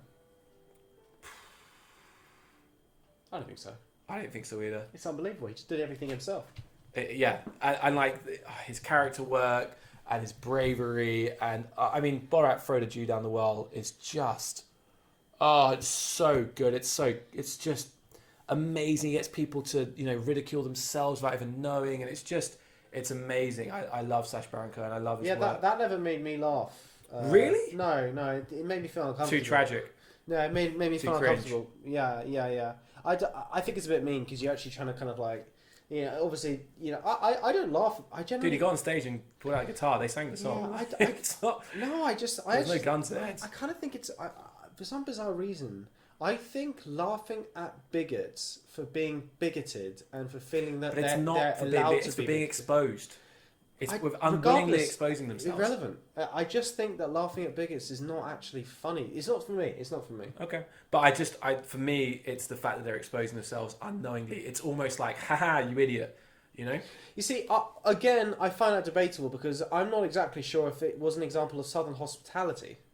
How can you... It may be the case that they all said to themselves, look, this is a bit close to the knuckle, but we will make this person from Kazakhstan who lives in a different culture where it's acceptable to be anti-Semitic feel welcome by joining in with this stupid song. But even that's I hope it is. It's kind of the sort of thing that I can imagine some people in the UK doing as well. But I'm sure Sasha's definitely played on that. Of course it's funny, man. Come on. It's testing people's limits, it's social awkwardness. That's actually what they did. But that could well be it. I think that's great. And you do see that. So Borat will always go up and give people the double kiss either side. And clearly the other person's uncomfortable. But they do it because they pity him and they want... I love it. I absolutely love it. Yeah, exactly. It's ridiculing of human nature. I don't know why that didn't make me laugh at all. Well, it's subjective. It is subjective. But anyway, look... I think we've explored the differences here. By the way, I love Ali G. I think he's just... I think Sacha Baron Cohen is absolutely... Yeah, he's...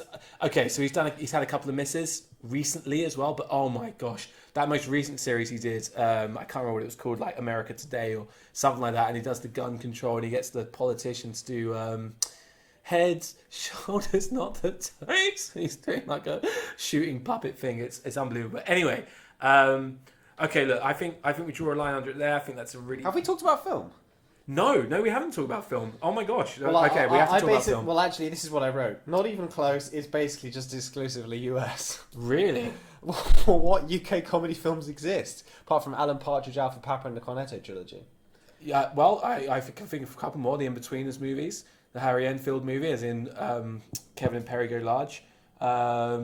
I'm sure there's more examples. The thing is, they don't get that massive release. They very rarely get those worldwide release. The Mr. Bean movies. I don't know. Can I think of many more? The David Brent movie. But you're right. In terms of market dominance, it's all US. That's funny because most of them are based on shows that were already successful. Yeah. That's so funny. Can I think of an example of a film? I mean, you're right. The Cornetto trilogy probably is what I'd hang my hat on because Hot Fuzz is... I love all of them. Well, I don't love Well 10 that much, but Hot Fuzz and Shaun of the Dead certainly are way up there, and that's just an original piece of work. You know what? You got a good point because those shows, those films show that the capability is there. Yeah, absolutely. But the audience isn't, right? It may not be the audience. It may just be timidity from the people who would have to put the money down. Bridget Jones. Yeah, but that's crap. 4 Weddings and a Funeral. Richard Curtis, we're ignoring his entire body of work. Well, we haven't because we said Blackadder. No, but film-wise. 4 Weddings and a Funeral, The Boat That Rocked, Love Actually. All of these are, in my view, not even 5 out of 10 comedies. Really? 4 Weddings and a Funeral, you wouldn't give 5 out of 10? Good movie. I would give good movies. Okay. But I wouldn't say they're good comedies. I think pretty much any Will Ferrell comedy destroys all of them. Yeah, okay. Even I take your point. Yeah, I take your point. Mike Myers, is he Canadian? Mike Myers is... He's Canadian. British, no? No, he's Canadian. I need to get my facts straight before we start doing this. I'm actually going to have to fact check this. There is too much to... Yeah, he's Canadian. Definitely. Yeah, you're absolutely right. He's Canadian. I mean, look, I've already told you... But he does hold British citizenship, just for the record. Whatever. Like I've already said, the Canadians are the master race. They're the funniest people. They're the most athletically capable when it comes down to it. The strongest. Yeah, all like Canadian overlords. They're the best actors. I don't even understand what's in the water in Canada. Right. They have the best comedy shows. I don't even understand. It's the British influence, dude. It is the British influence. They say bum. Right. I'm pretty sure they say arse as well. So that's on the way to greatness. But it's funny you say that.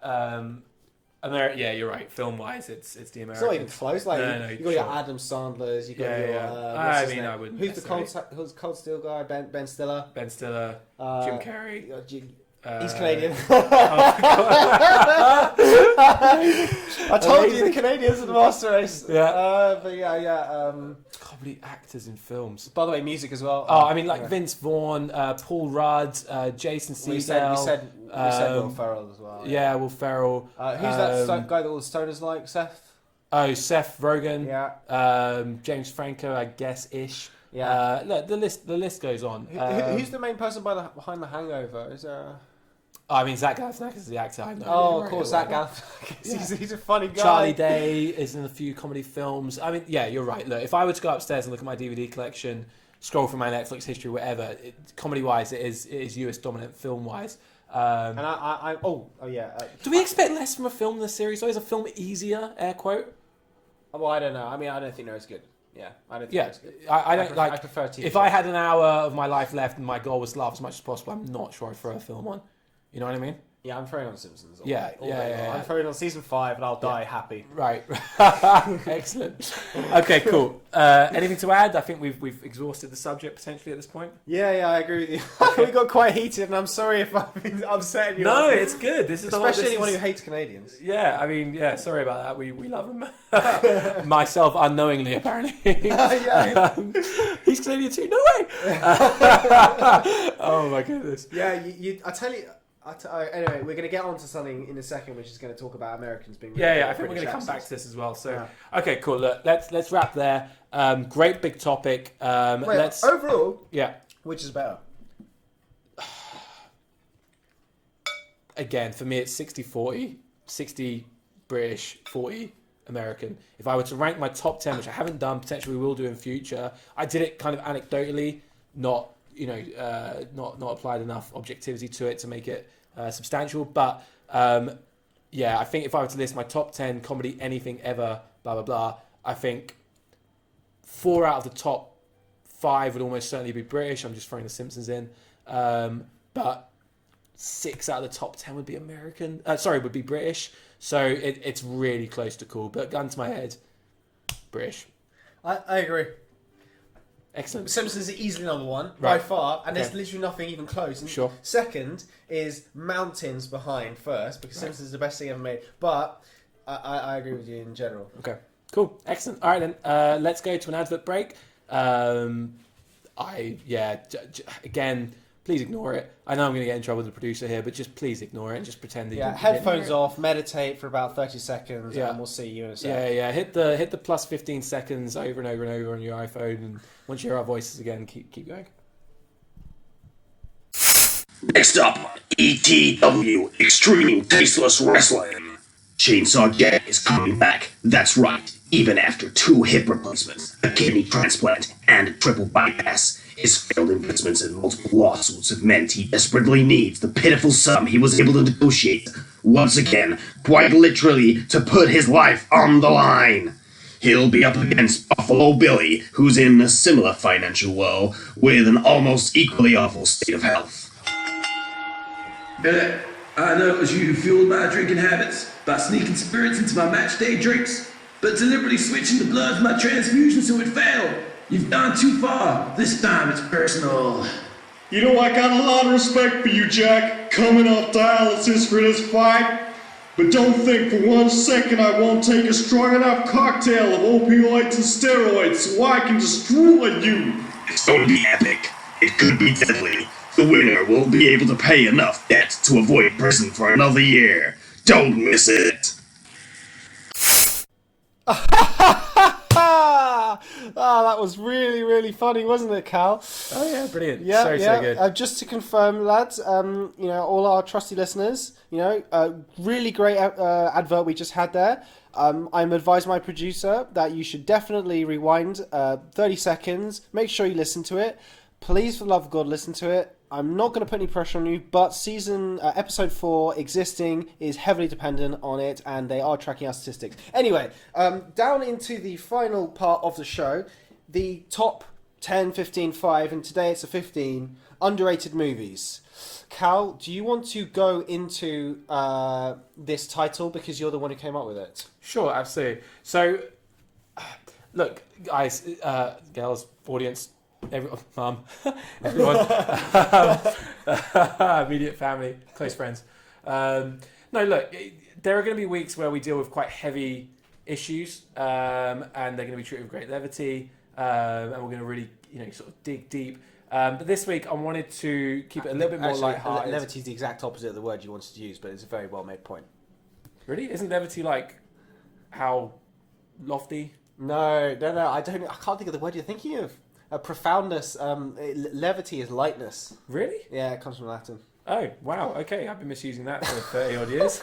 I love that happens. And that is not a word to get wrong. I'll have to rewrite that eulogy. Man, I took the death of your mother with great levity.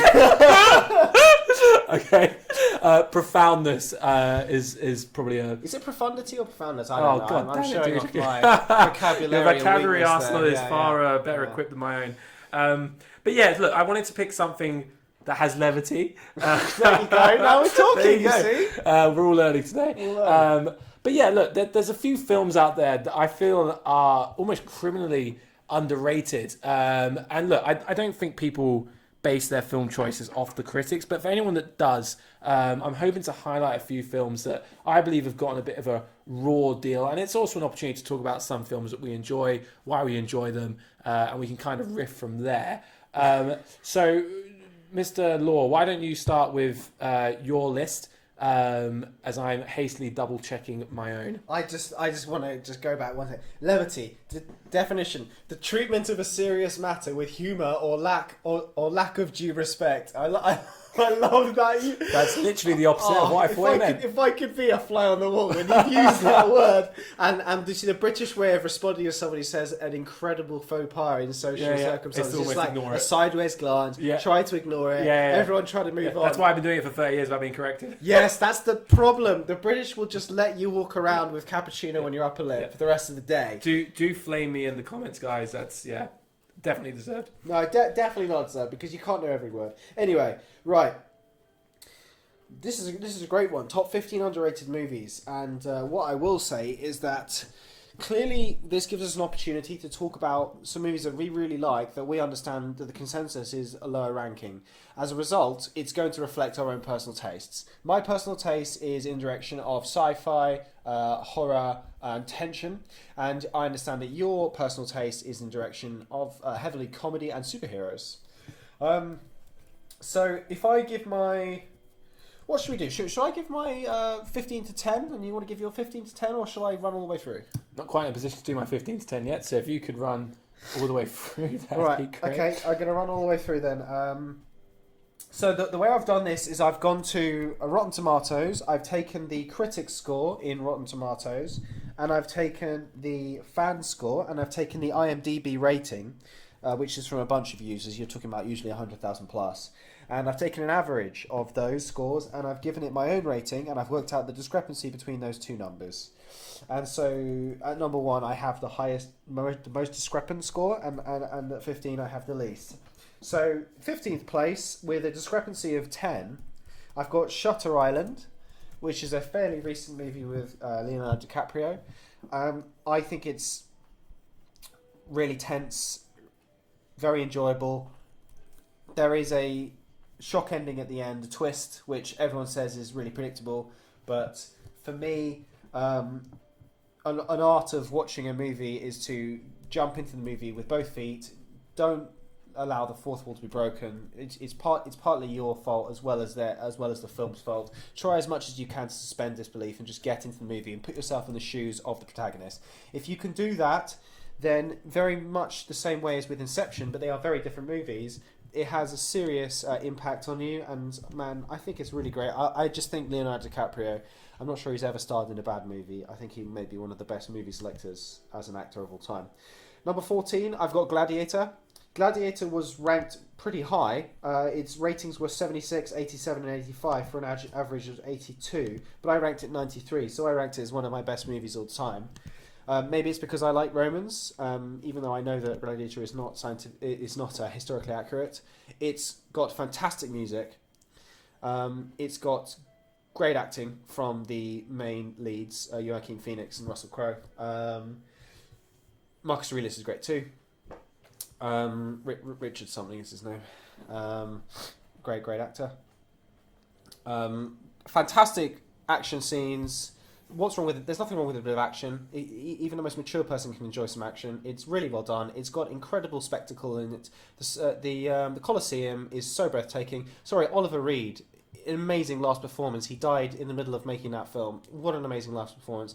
I actually had the pleasure of seeing Gladiator at the Royal Albert Hall, played by a live orchestra, and it was one of the most unbelievable experiences of my life. But obviously that's quite a highly rated movie, so it's hard because I've gone with discrepancies, but sometimes it just reflects how amazing I think a film is, rather than that people have panned it. And I understand that in your one, you're going to go more on people having panned these movies. I don't have that many films which people really don't like, and frankly that's because maybe I'm quite an elitist, or maybe I'm influenced by critics. I don't think I am, because I have watched all of these movies in a vacuum, and frankly, I did arrive at my position just naturally. Number 13, I've got The Last Samurai. You like that movie? Love it. Great movie.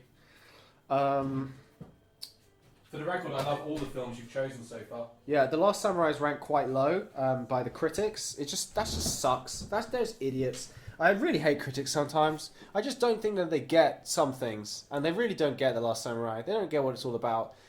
It's not about some stupid imperialism race about blah, blah, blah. It's about the pureness of Ken Watanabe's performance. It's about how Tom Cruise is one of the most earnest actors you'll ever see. He just knows how to get into that character. It's just a fantastic journey. Now we get on to Taken. And Sorry, one quick slight aside. I think Tom Cruise is probably one of the most underrated actors, just while we're on the topic. I don't want to No, it's a good point. tangent too much, but I do think he is almost criminally I agree. underrated. And by the way, one film that didn't get on here because it is so highly rated by the audience is Live, Die, Repeat. Edge of Tomorrow. I haven't seen that. Really recommend you watch that movie. It's a recent one based on... It's kind of like a sci-fi situation where he goes out and he keeps dying, and every time he dies he wakes back up again and he has to go and do it again in this kind of like futuristic war situation. There's quite a good female counter lead, and I can't remember her name now, but Tom Cruise gives an absolutely unbelievable, just spellbinding performance. You never expect it. By the way, he's also in a film which I have not got here called Collateral. Yeah. And again, I rate it so highly, but then I looked and I remember picking up Collateral in the movie store in Blockbuster and just thinking, yeah, there's no pomp and circumstance. I've never heard of this film. It can't be that good, but I'll give it a shot because it's got Tom Cruise. And it was like one of the best films I've ever watched in my life. Some of the most amazing scenes, some of the best acting. And then I happened to look at IMDb and Rotten Tomatoes. They give it like 97 or like 95, you know. I'm like, wow, okay. You know, I wasn't wrong about it. That was a damn good film. So really that's Tom Cruise being amazing again. Yeah. So Taken. Now this is one that has been panned. It's got a 58 from the critics. But screw the critics, because the populace give it 85. So the people give it 85 and the critics give it 58. That's literally the opposite way around. And then the IMDb has it at 78, and I gave it an 85 because I think Taken is one of the best action movies ever made. I genuinely think it's on a par with any James Bond. I can't explain precisely why. I just think that the pacing of Taken is actually better than any James Bond. I think the pacing may even be better than the Bourne movies. The pacing of Taken is literally note for note perfect. There is not a single piece of downtime that shouldn't happen. Right. I do think it's a better movie than John Wick. And by the way, it came before John Wick. And also, there's like some other rip-off of Taken which had like Jason Statham or something, and that came later. I can't believe it. It doesn't make any sense to me. Anyway, I love Liam Neeson. I think he's a great actor. I think the film is fantastic. Some people have said that it's wish fulfillment for emasculated men, but I don't care. It's really well executed. I love that movie. 11, I've got Harry Brown. Have you ever seen that with Michael Caine. Very good film. It's great. Gets his own back on the local It's cabs. about an old man who's had it up to here with local hoodlums, so he basically starts going around and killing them. You have failed to maintain your weapon. So, you know, it was given a 62 by the critics, 75 by the fans, 72 by IMDb. That's a 69 average, and I gave it an 82 because I think it really is a great movie, and I really advise anyone to check that out. Because, Totally agree. Michael Caine is absolutely amazing in that movie. Number 10, I've got Apocalypto. I don't know if you've seen that. It's a Mel Gibson movie. Yeah, I've seen it, yeah. Apocalypto is one of the highest paced, frenetic, most pulse-pounding things I've ever watched in my life. It's visually incredible. It's epic. It makes you feel lost in the Amazonian jungle. It's the journey is staggering. I can't believe that anyone would not enjoy it, but the stupid critics didn't like it at all. I gave Apocalypto an 88 as my personal reckoning. Do you want to hear my 9 to 1? Or do you want to go and give us a 5? We can switch, yeah. I think maybe. Give us your. Where did you get to? Sorry, 15 to 10. I gave you 15 to 10. Okay. So my number 15 is a film called The Hurricane, starring Denzel Washington. It's based on real life events. Story of Reuben the Hurricane Carter, who, well, I can't remember if he actually won the world heavyweight title or controversially wasn't awarded it, and then it's the first person ever to be given the honorary title. I'm not quite sure, but he's falsely imprisoned. Well, he's imprisoned, is freed after 27 years, I believe it is, and there's a whole, either they falsely imprisoned someone for 27 years or they released a killer. That's a really, really good film. Now, it only has a discrepancy of 7. So I gave The Hurricane a score of 90. Rotten Tomatoes gave it a score of 83. My scoring system is slightly different to Dude Law's. It's slightly more simplistic. I've taken IMDb and the fans out of the equation completely. I'm just purely comparing my own score to the Rotten Tomato critic team. So only a minor discrepancy of -7, but I do think slightly underrated by Rotten Tomatoes. Heavily recommend you go and see that film. My number 14 is White Men Can't Jump, Wesley Snipes and Woody Harrelson. Woody Harrelson's another actor I believe is underrated generally. I think he's very, very good. Look, a common trend on my list is going to be comedy films. I think generally speaking, comedy films have a bit of a tough rep amongst critics. I think, you know, it's very well.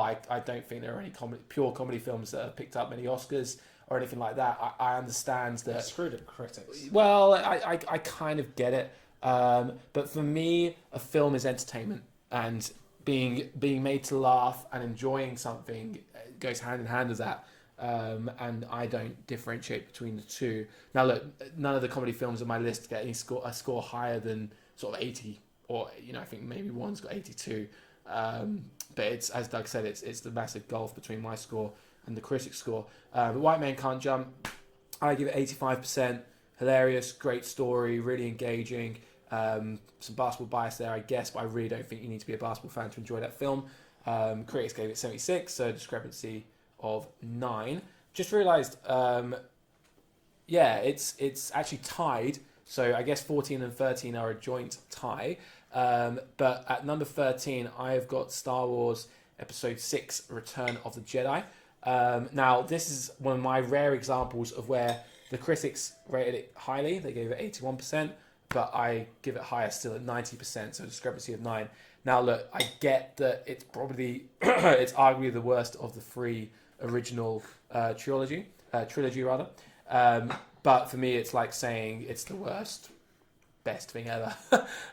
Absolutely massive Star Wars fan, and I love Return of the Jedi. And for me, the original trilogy, none of them should be lower than 90. Star Wars Return of the Jedi is 90 in my book. Critics gave it 81, so discrepancy of 9. I think I give it like maybe 85 or 80. Okay, but certainly more than the critics still. No, I may be persuaded to give it the same. 81. I think 81 is a bit low. I think 85 I'd give it. A tiny bit more. Okay. Well, look, I love Return of the Jedi. It's a little slow in times, and I don't like the Ewoks. Yeah, and look, I get it. Like, so look, again, this is entirely a subjective thing, and I do think that something we may touch on at some point. I'm not quite sure. Depends on our respective lists, I guess.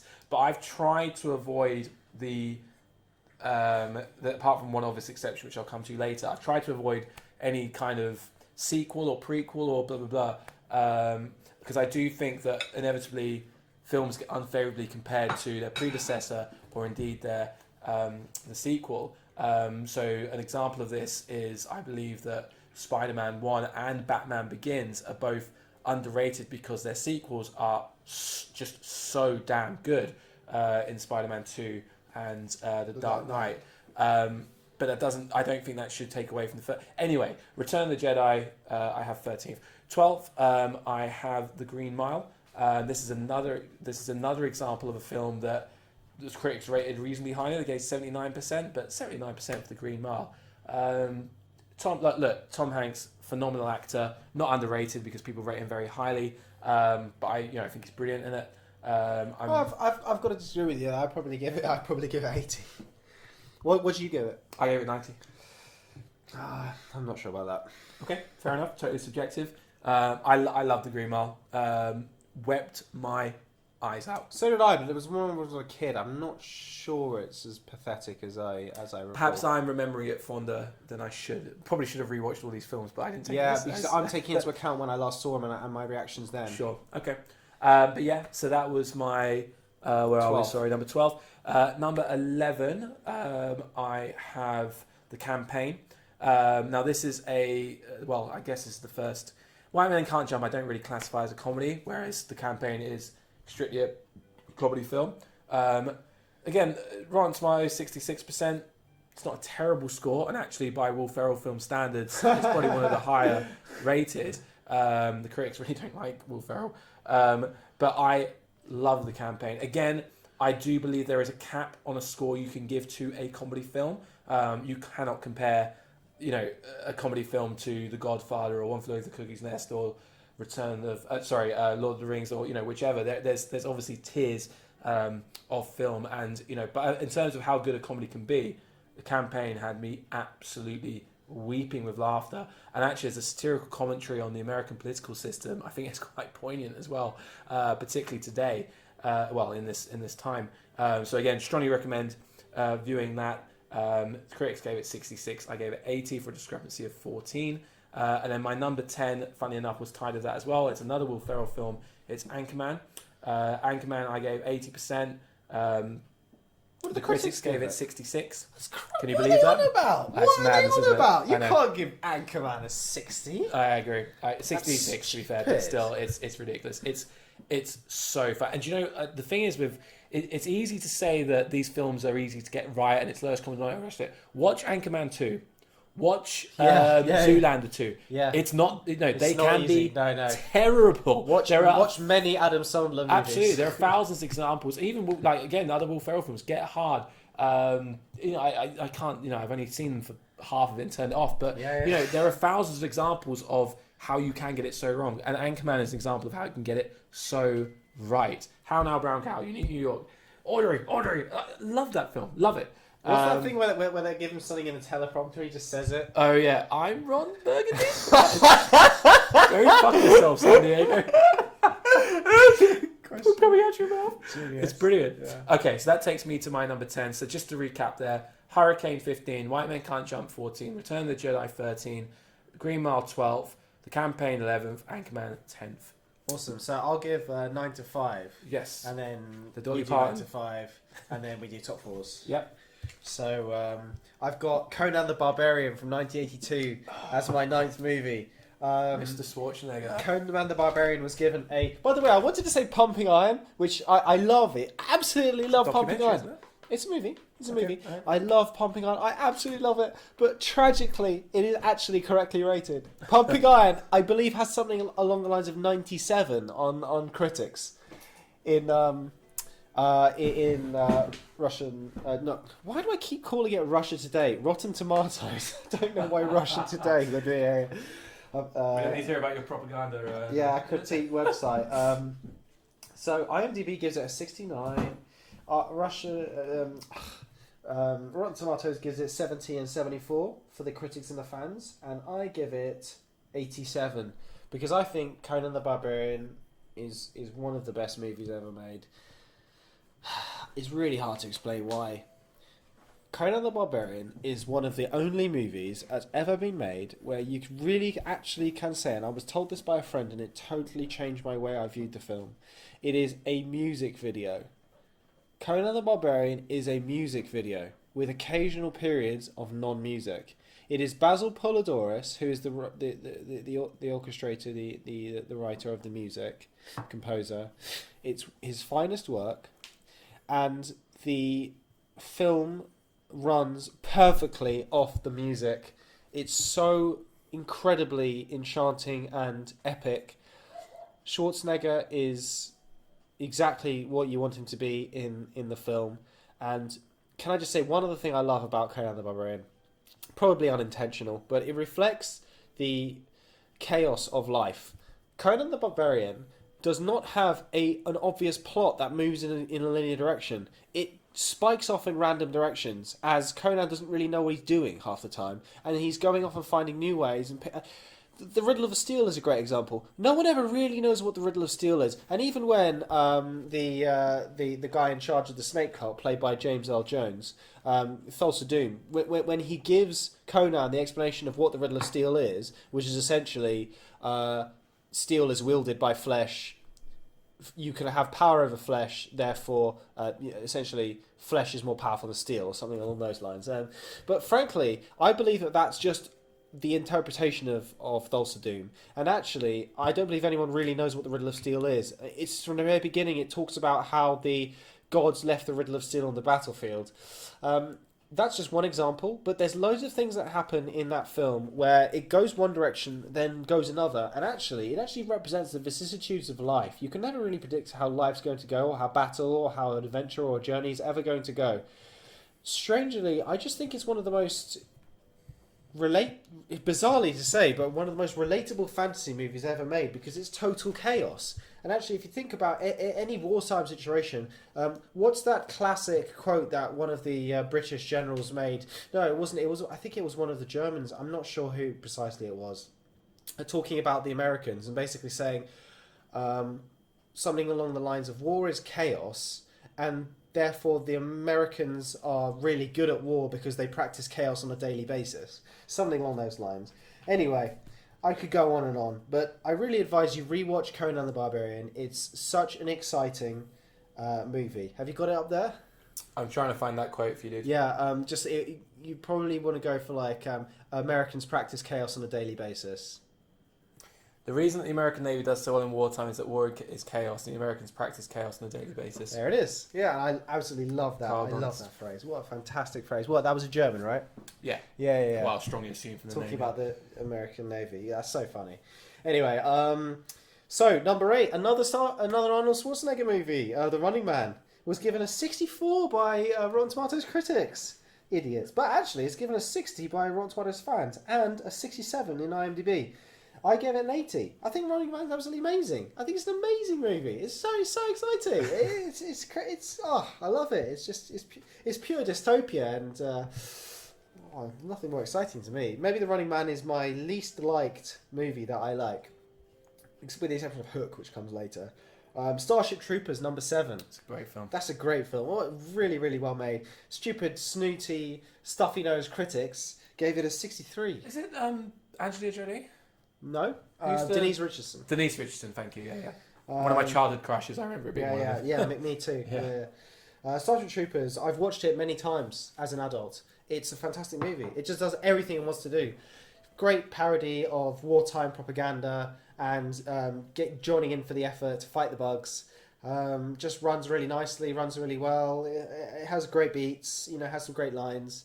It's just well made. It's got great drama. But it doesn't take itself too seriously, but it kind of does as well. So it's fantastic. Neil Patrick Harris plays the guy who makes the big bug afraid. Yeah. Number 6, Equilibrium, movie with Christian Bale. Oh man, it's one of the best movies. One of the most exciting movies I've seen because I just did not expect it to be so good. I remember it's another Blockbuster one I got from Blockbuster, and it's been given a 40 by the critics, but listen to this, an 81 by the fans on Rotten Tomatoes. So it's got double the rating from the fans than the critics. It just shows you how lame critics are sometimes. Equilibrium is a fantastic movie. It kind of got a Highlander vibe. It's sci-fi, and it's about how sort of these. Actually, you know what? Yeah, it's basically about how sort of like these agents of a government type organization have to kind of it's kind of got similar feelings to Minority Report. Everyone's being monitored. Everyone has to have sort of an equilibrium of their behavior, and if you deviate from the norm, then you've got to be annihilated. Blah blah blah. Really, really great movie. I've watched it a few times and always enjoyed it. And finally, number 5 is Ace Ventura: Pet Detective, which is my only comedy movie on my top 15. It's been given a 47 by the Rotten Tomatoes critics and a 57 by the fans. 69 by IMDb, which is a lot better. I gave it a rating of 75, so I didn't give it the highest rating. I think it's a really, really good comedy movie. Totally agree. There's some fantastic lines in that film all the way through. I think Jim Carrey is so charming and does exactly what he came to do. It's a great movie. I think that is one of those examples of a film. I'm kicking myself now that I didn't explore the Johnny English films because I'm almost. I may check this in a second actually on air, but I'm confident that my rating will be much higher than the critics. But for me, it's an Johnny example English of is good. Absolutely. But what I was going to come on to say is that, my opinion, Ace Ventura, if it were anyone else other than Jim Carrey, would be terrible. in the same way that Johnny English, if it weren't for Rowan Atkinson, it would be terrible. Yeah. Sometimes it is just the performance of the lead and how damn good they are that lifts the whole film. Yeah, you know? I agree. Johnny English has a 33% Rotten Tomatoes, Absolutely ridiculous. 51% Metacritic, 6.2 out of 10 IMDb, and it says on Google 95% like this film. I'm so annoyed that I didn't check that because I love Johnny English, love it, and I could have guessed that the damn critics didn't. I suspect the same. So okay, the second one's nowhere near as good, but still all right, and then the third one's fairly terrible. I really hate critics so much. Yeah, I can't believe I'm so annoyed that I didn't make my list. Sorry. So okay, just this is totally ad hoc here, but I would probably give it a 75. What did the critics give it again? 33. Yeah. That would have placed it fourth on my list. Yeah. I'm very sorry, Rowan, if you're listening. Yeah, it's pretty good. It's a pretty good choice. Yeah, but again, so the reason I brought it up, Ace Ventura definitely falls in that category for me of Jim Carrey is so damn good in that role. Definitely, you know, I love when his landlord comes up behind him, Ventura, and he goes, "Yes, Satan."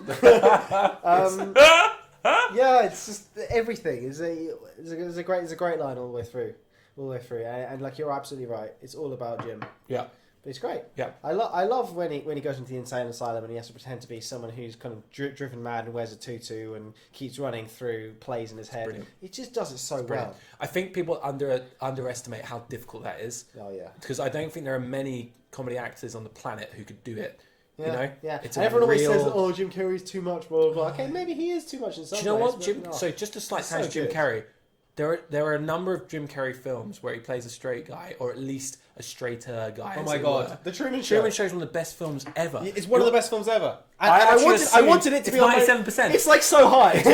Everyone knows it's amazing. I wanted to do the same thing. I was hoping to throw it in there, but I couldn't because I'm not going to give it more than 97. But I mean, it's a damn good. Jim Carrey can act. He's got Eternal chops. Sunshine of the Yeah, Spotless Mind. absolutely. As well, widely considered a very, very good movie. Yeah, absolutely. Cool. Okay, so I think that's you up to your number 5. So that was Yep. 9 to 5. So you give Okay. me 9 to 5. Working 9 till 5. Yeah, we'll do the Dolly Parton. My turn. Okay, so at number 9, and look, I've cheated slightly here, and I accept that. Actually, do you know what? Before I do my number 9, I did want to give a quick shout out to my number 16 because you mentioned Christian Bale in reference to Equilibrium. Was it? Equilibrium. Yeah. I also want to mention a Christian Bale film because I was genuinely disappointed that the critics scored this as high as they did. I wasn't expecting it. I gave The Prestige 82. The critics gave it 76, which means there was a discrepancy of 6, which was slightly less than The Hurricane. Hence, it didn't make the final cut. But I do think The Prestige, maybe I could stretch it to 88 and get it on the list because I really, really like that film. Have you seen it? I have. I think I personally would put it at about 80. Okay, so and I gave it 82. The critics 76. There's not enough of an underrated factor, but I'm also going to shout out American Psycho, Christian Bale. yeah, another great example. It's yeah. given 68 by the dumbass critics, but it was rescued because of my metric. 85 by the fans, because obviously it's an amazing movie. Yeah. 76 by IMDb, and I give it 83. Yeah. Because it's eminently quotable. Yeah. It's a fantastic performance. Yeah. One of the It's a great first film. performances from Christian Bale. Yeah. It gets everything right. Yeah, absolutely. Okay, cool. So sorry, apologies for the slight tangent there, but I did just want to shout out The Prestige. Love that film. Love Jackman. Love Bale. Love Kane. Great film. Christian Bale's a great actor. He is. He's a phenomenal actor. Best Batman. That's a discussion. Wow. That's a discussion, but let's shelve it. No love for Michael Keaton. I love Keaton, but again, we can't go down there because that's. Oh, I was talking to my girlfriend about Adam West the other day. I just absolutely love the guy. It was very sad when he died. Yeah. He's up there for me. Yeah. Anyway, okay, look. So my number 9. Can I just say, I just really love how Batman can be loads of different levels. Batman is. It can be super serious and super fun. It's just a great character. I love the character of Batman. We need to do top 10. Because you love fictional Superman. characters. I think Superman is one of the worst characters ever. I think Dr. Manhattan is officially the worst character I've ever heard in my life. I think that Batman, he's limited, but he's so good. I love the Cape Crusader. Oh, yeah. Anyway, sorry. He's a great character. Okay, look. So do Laura and I take it in turns each week to pick our topics and top 5s and top 10s, blah, blah. I am going to, spoiler alert right now, my next top 10 is going to be top 10 fictional characters, Whoa, okay. which is a broad Not spectrum. just superheroes. No. Oh. Fictional characters. Wow. Is Batman going to get on top 10? I don't know. But I think I will limit it to has to be paper form, so it can't be TV or film. Sure. So comic books. And I'm just gonna my top 10 is just going to be the number 1 most appearing to the number 10 most appearing characters in June. Okay. Anyway, right. Sorry, apologies, audience. I've led us massively astray there. Okay, so my number 9, bit of a cheat here, but I've collected and aggregated the Austin Power movie scores. Collected an average rather, and compared the average score across the 3 films from the critics and the average score across the 3 films for myself. I gave them collectively 85%. Now look, they get progressively worse, but as an average, 85%. The critics' average was 58%. That's a discrepancy of 17, and that's good for 9th place. That's another. I think Mike Myers wrote it. I think he plays the majority of the best parts. I think that's all fair to say, and I give a lot of credit to people that do that. And it's hilarious. I don't need to justify this. It's hilarious. Damn it, critics! Come on, that's too low. He's too funny. He's just so funny. It's a great character. Also, I love Will Ferrell in it. Yeah, absolutely. I've been shot again. No. So I tried to start. very badly burned. Yeah. Absolutely. So what order do you give it? The first one, the second one, third one, or second 2, one? 1, 3. 2, 1, 3. Me too. Yeah. Me too. Yeah, 100%. 2's fantastic. It's funny. That's often Doctor the Evil's case. just so funny. Did you see his thing on?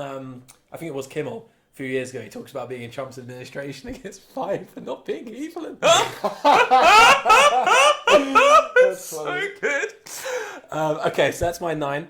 At 8, I have got Ali G in the house. So Such a funny decision. earlier in this show, we were speaking about the brilliance of Sacha Baron Cohen. Ali G in the house. Care to guess the critics' score? Well, actually, I've already seen it. Oh, have you? Oh, shame. Okay. Well, it's 56, which I think is criminal. Now, again, I'm going to repeat my provisos. A comedy film can only be so good. It cannot break the 80% barrier for me. Okay. But Ali G in the House is as good as any comedy film, in my opinion. Subjective, my opinion. 80%. Critics gave it 56. 24 discrepancy. That is my number 8. My number 7 is... Sorry, shouldn't bang the table next to the microphone. Well pointed out, D-Law. If anyone couldn't hear any of that, apologies. But that was my passion for Ali G in the House. Love that film very much. Wait, so you reckon no comedy film can get over 80? Surely. Okay, look, I gave Austin Powers 85. These are underrated films. Like, we're talking about all-time comedy films. No. Okay, let me further define that. A film that's only good because it's funny. Okay, so I gave Austin Powers 85 for our sharp listeners out there, but for me it's more than just. I gave it a higher score because this is so stupid. Because Sacha Baron Cohen wrote Ali G and he plays the main part. But I still think that the Austin Powers films, have more going for them than just how funny they are. What about Borat? Borat's not underrated. I gave Borat. No. Oh, I see what you mean. I'm talking about in general. Can Borat be 80? Yes, Borat can be better than 80 because it would get extra points for the fact that it's a mockumentary, for the fact that a lot of it's live action. Okay. Oh, okay. Just the sheer balls on the guy to sing that anthem in front of the Texans. What are the other really good comedy movies? Old School. I would give that over. I'll give that 83. No, I can't. Look. Maybe you could push me up to 85. Maybe. But my point is there is a limit to how highly a comedy film can score. But anyway, so I gave my number 7, number 8 was as you know. Number 7 is Kingpin, which I gave 75%. Rotten Tomatoes gave it 50%. That's a joke. Kingpin's hilarious. Bill Murray, love Bill Murray. Woody Harrelson again. Brilliantly funny film. It's got some heart to it as well. Absolutely. And for any aspiring athlete, anyway, definitely recommend Kingpin. That was number 7, and then my number 6 is Hot Rod. Now, Hot Rod again. I only gave it 70. I'm not sat here saying that Hot Rod is this incredible film. It's not. It's very funny. It's very enjoyable. 70%. The critics, however, gave it 39%, which I think is an insult.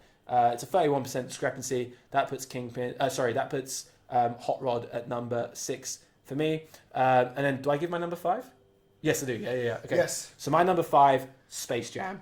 Okay. Now, again, before the critics and the trolls and all the rest of it start telling me how terrible a film Space Jam is, I completely understand that Space Jam isn't a brilliant film. However, I gave it 75% because of how much I enjoy and love Space Jam. Now, I am a basketball fan. Space Jam came out at exactly the right time in my life to enjoy it maximally. Optimally. However, that doesn't change the fact that for me it's 75. Rotten Tomatoes gave it 43.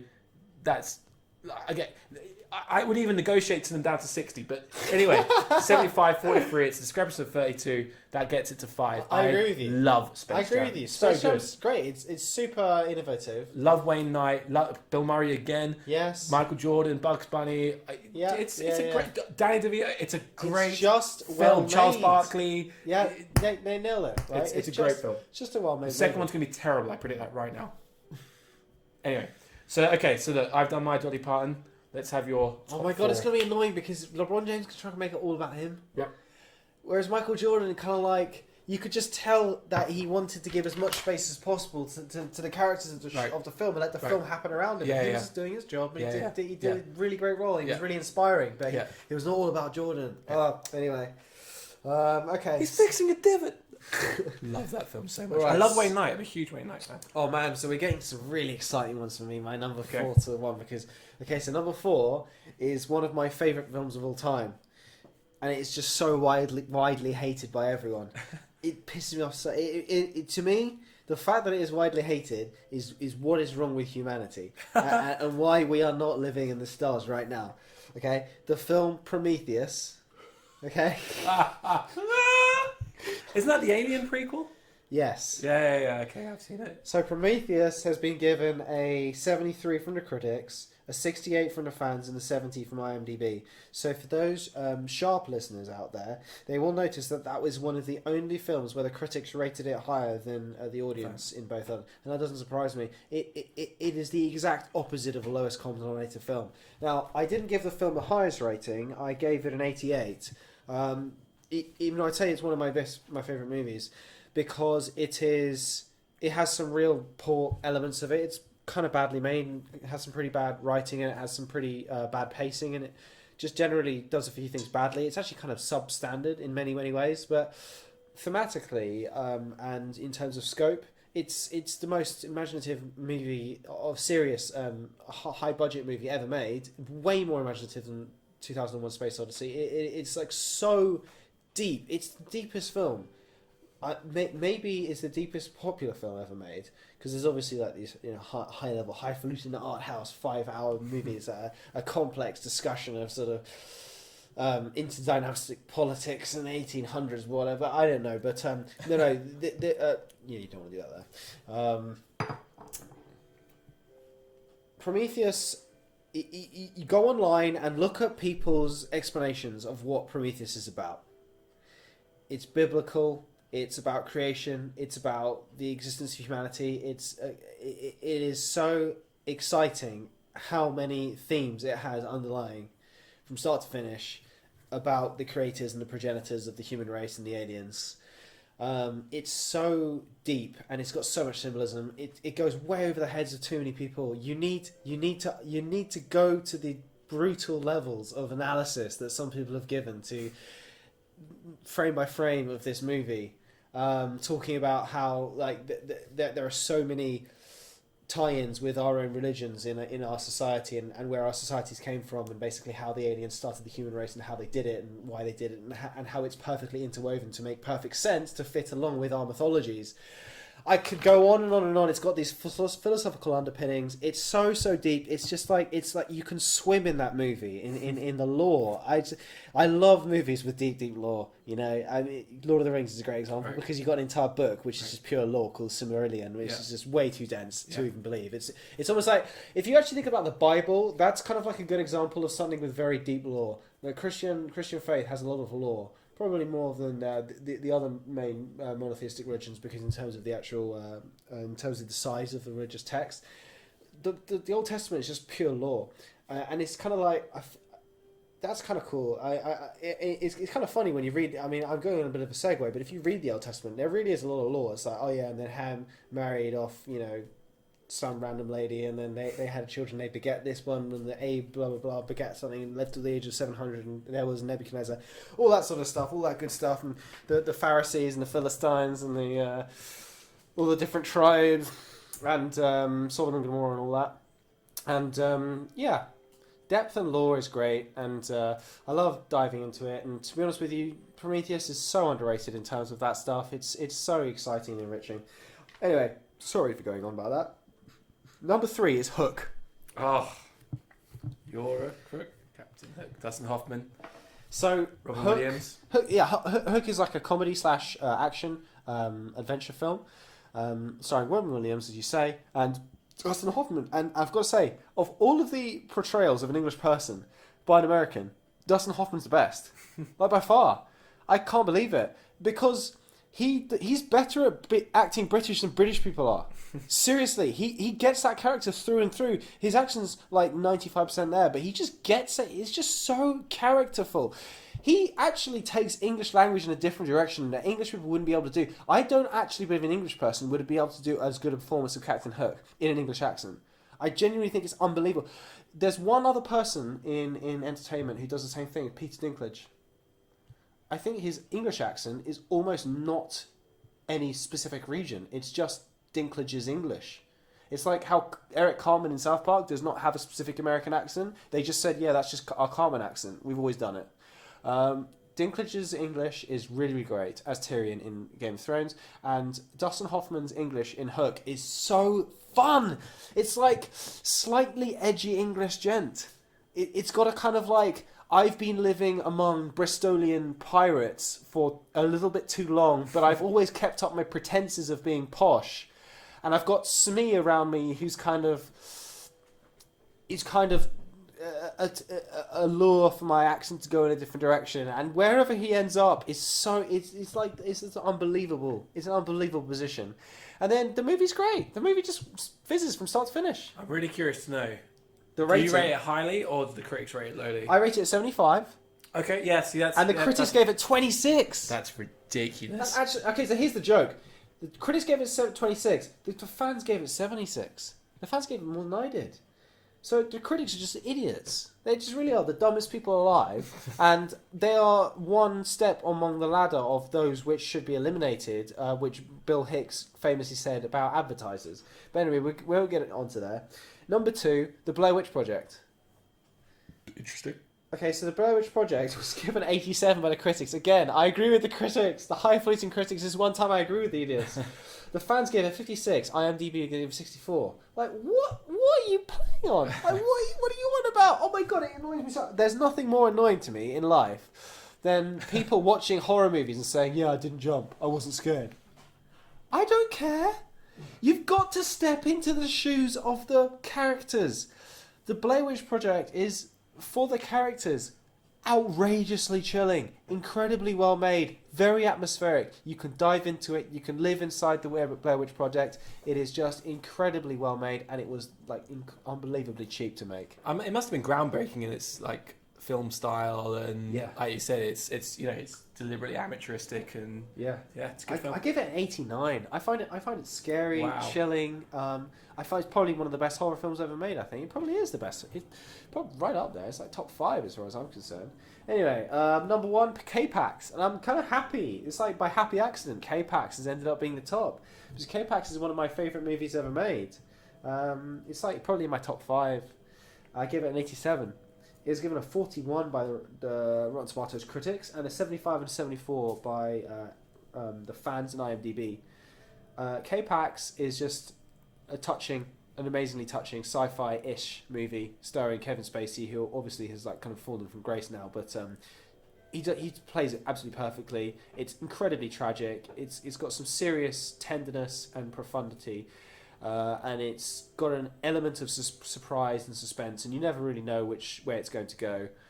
It never actually reveals what the final ending is in terms of a twist. It never reveals it. It lets you decide, or just leaves it up in suspense. but it's touching and genuine all the way through. I can't believe it was given a 41 and I gave it an 87. By the critics, the fans gave it 75 and 74. So there you go. That's my 4 to 1. Very good. Okay, so my 4 to 1. At number 4, it's another Jim Carrey film. Again, I could probably do a top 10 Jim Carrey films at some point. I think this probably would be my number 1. It's Me, Myself, and Irene. I gave it 80%. Rotten Tomatoes gave it 47%. Shocking. 47%. Shame on them. It is, again, in terms of just laugh out. The performance Kerry gives at the end, where he's torn between Hank and what's the original character? Oh gosh, I can't remember. Charlie. When he's torn between Charlie and Hank, and half his body's Hank and the other half's Charlie. That's an amazing performance. That's incredible. The physicality of it, the body, it's just amazing. It's such a funny film. I absolutely wet myself watching that film. I love that film. Love it, love it, love it. Very, very good. Again, it suffers from the fact that it is, I'm rating it strictly as a comedy. The plot's forgettable. Renee Zellweger, actually, I don't think does much to that film. But, you know, again, a sheer comedy. Jim Carrey, 80%. Rotten Tomatoes, 47. Discrepancy of 33. That's my number 4. At number 3, and you said that I included some comic book films. This is the only comic book film on my list. It's Ghost Rider. That's weird. I would have expected you to put more comic books. Well, do you know what? I actually think the critics generally get it right with the comic book films. The ones that are really good, for me, okay. Spider-Man 2, Dark Knight, Iron Man, they all scored really highly. And the ones Did you that like I don't Avengers Infinity War? again, I think I gave it 72 and the critics gave it 74 or something like that. So What about the second one? Endgame, I didn't even look. In fact, let's have a quick look. That's a really interesting question. Did you enjoy Endgame? I enjoyed it, yeah. Do I think it's a very good film? No. Too many plot holes, too much focus on characters I don't care about. Yeah, so... Okay, so I probably should have looked at Endgame. Not Rotten Tomatoes, but at 94%. That is absurdly high. I'm glad you asked me about that. Now look, I would probably give it 76, so it would have been an 18 discrepancy, which would have put it 10th on my list. So again, it's not like these discrepancies. No, other way around, mate. Other way around. What are you talking about? 94 on... That would be a minus. Or a plus. It would be a plus. Yeah, it'd be a plus. But in terms of level discrepancy, a plus or a minus, it's... No, because that doesn't mean it's underrated. That means it's overrated. Oh yeah, so yeah, absolutely. Yeah. Yes, of course. God damn it. We've been filming this recording this for too long. Yeah. Oh god. So yeah, definitely not underrated at all. It's yeah. Let's come back to reality. Very few comic book films are underrated, apart from the one I'm about to talk about. It. Most comic book films are massively overrated. That would be my general broad statement. The one which I wanted to give was Blade, but that was about rated right. Right. I think they either get it right or they overrate them. That seems to be the story. I don't think there are many underrated comic book films. By the way, I'm going to break some hearts. Can I tell you what I think is the most overrated movie? Apart from the fact that Black Panther is rated the #1 movie of all time on Rotten Tomatoes. If you want to talk about what everyone thinks is the best film ever, or one of the best films ever, which I think is not even 80%, Toy Story 3. I'm so sorry. Toy Story 3, I do not believe is anything more than 80%. I think Black Panther may have come down a little bit since you looked at it. 88 Metacritic. Oh really? Because I looked at the top 100. I actually sent it to you. Yeah, no, I know. Top 100 movies. Rotten Tomatoes, Black Panther is... Oh yeah, you're right. Rotten Tomatoes, it's 96. That's ridiculous. It's not that... Sorry guys, it's not that good. It's good. It's not 96. That's probably like they've got it higher rated than The Good, Bad, the Ugly, or like Godfather, or Shawshank Redemption. I mean, The Godfather may be that rare 100 actually. Let's have a look. No, the hundreds are usually things like Toy Story. 98 Godfather. So okay, fair enough. Okay, Godfather. Let's have a look. Beats it by 1%. I want to look at Rain Man. I wouldn't say Rain Man isn't a top movie. Really? No, I love Rain it's Man. a fine movie. It's like Shine. 89. I would say anyway. Look, the point is Black Panther is overrated. It's not Definitely 96. overrated. That's ridiculous. Is it even in the top 5 superhero movies? No, not in my book anyway. Your book is considerably larger than mine. Your book is sort of biblical in size. And my book in relation to comic book movies is like a pamphlet. Right. So, but yeah, in my book, yeah. I mean, top 10, sure. Top 5, no. 96, no. What was the other film you mentioned? Eh? You were about to mention another film, and I cut off checking the Black Panther score. We're talking about Endgame. Oh, I don't know. That's a ridiculous score for Black Panther. Anyway. So this is the thing with critics. I didn't want to really talk about this because we've run so long. Toy Story 3. Toy Story 3. I think Toy Story 3 is overrated because they give it like 100.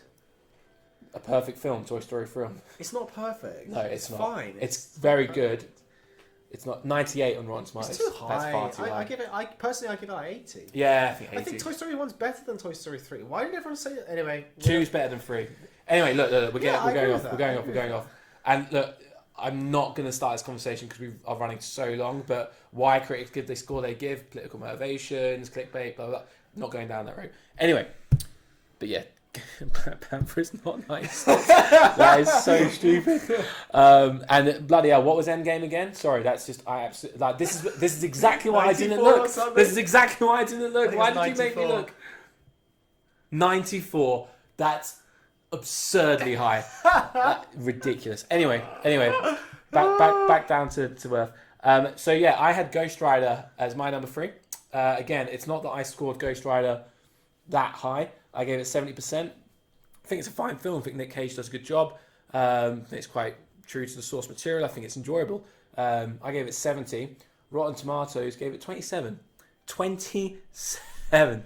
That's absurd. There are some horrific films out there. 27's a garbage movie. If it's 27, that means you're actively extremely upset. Yeah, you bought it, you spent money, you even spent time to watch it. Exactly. 27 is I want my money back at the cinema. 27 is literally. I stormed out after 10 minutes, which I have done in cinemas before. You know. Have I ever done that? I'm not sure. I always get my money's worth. Right. I paid on staying. No, I mean ridiculous. It's a 70. Again, look, it's not even in my top 20 comic book films, but. You know, it's a 70. They gave it 27. That's a huge discrepancy. It's number 3. Number 2, I've just realised that number 2 and number 1 are both Ben Stiller. Number 2 is The Heartbreak Kid.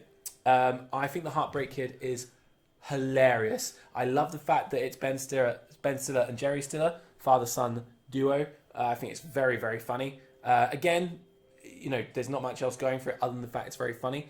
But it's hilarious. I absolutely love it. A big fan of the Ferretti brothers. Okay, look, they've made some bad films, but they've made some very good ones as well. The majority of their good ones I felt were fairly rated on Rotten Tomatoes, but I thought The Heartbreak Kid, 29%, ridiculous, absolutely ridiculous. It's much better than that.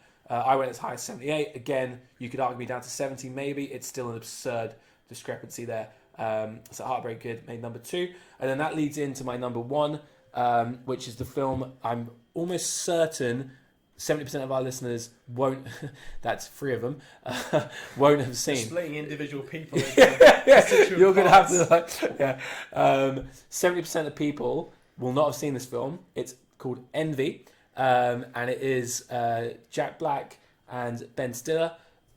Again, I only actually gave it 65 because it's not that good, but it's okay. It's funny. It's 65%. It's a funny film. I really enjoyed it. I've watched it 3 or 4 times. I think it's genuinely laugh out loud funny in parts. Rotten Tomatoes gave it 8%. 8%. I wouldn't give that to my worst enemy. 0.8 out of 10. Jesus Christ. That is, how bad is that? I can't even.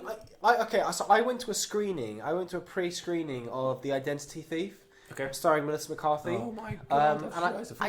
I could not believe how bad that movie was. Right. I literally was just like, "Hello, comedy. Anything that made me laugh." Yeah.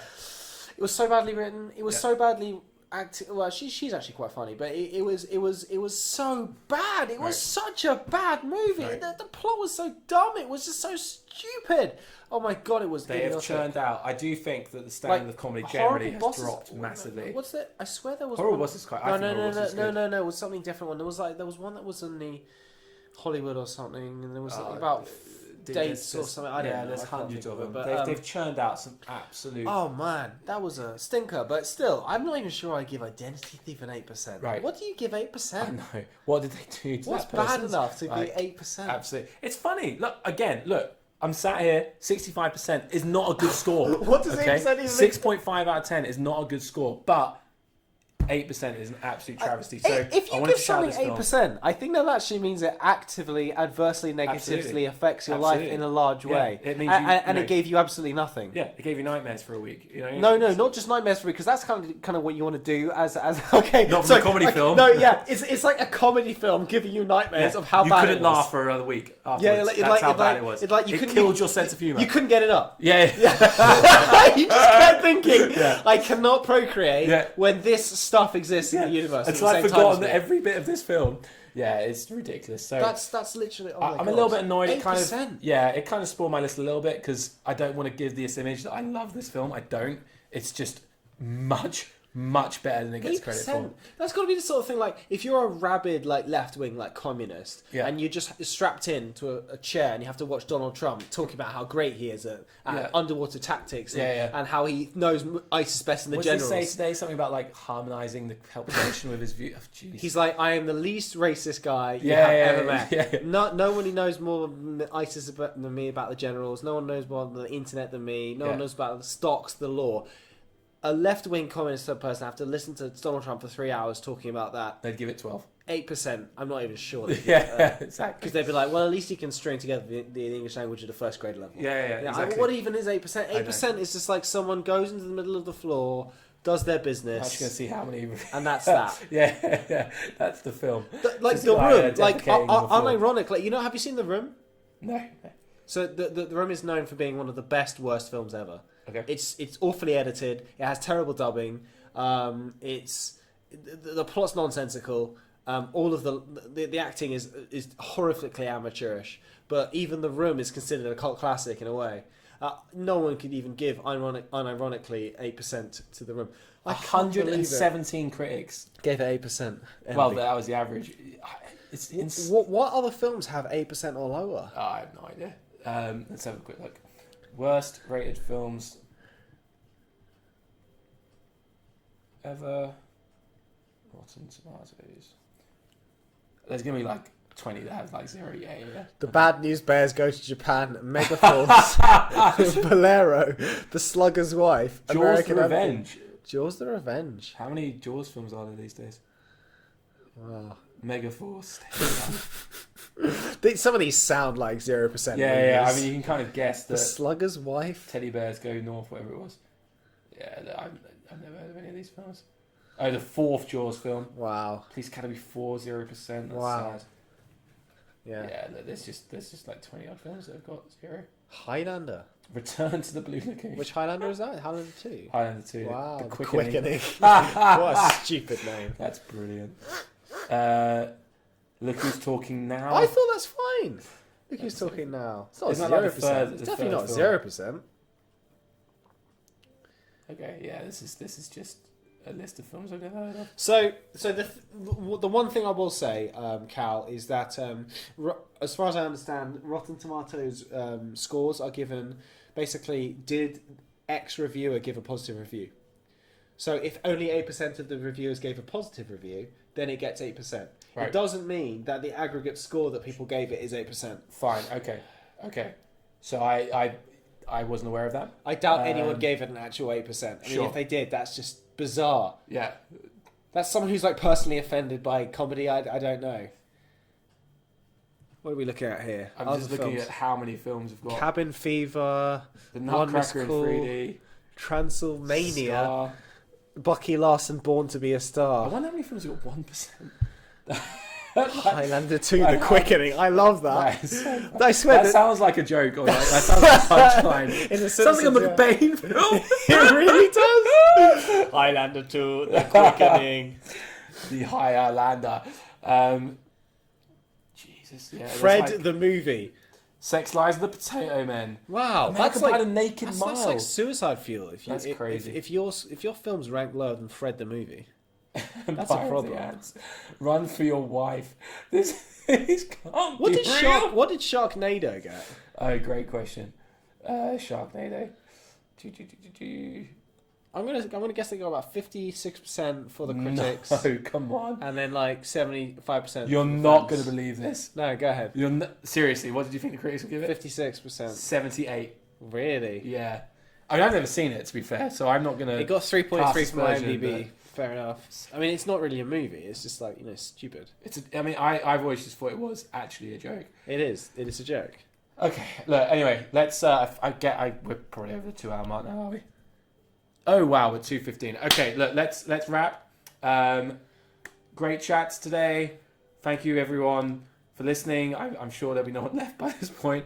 But for those of you that have stayed the course, muchas gracias. And hopefully we will, you'll hear us again very soon.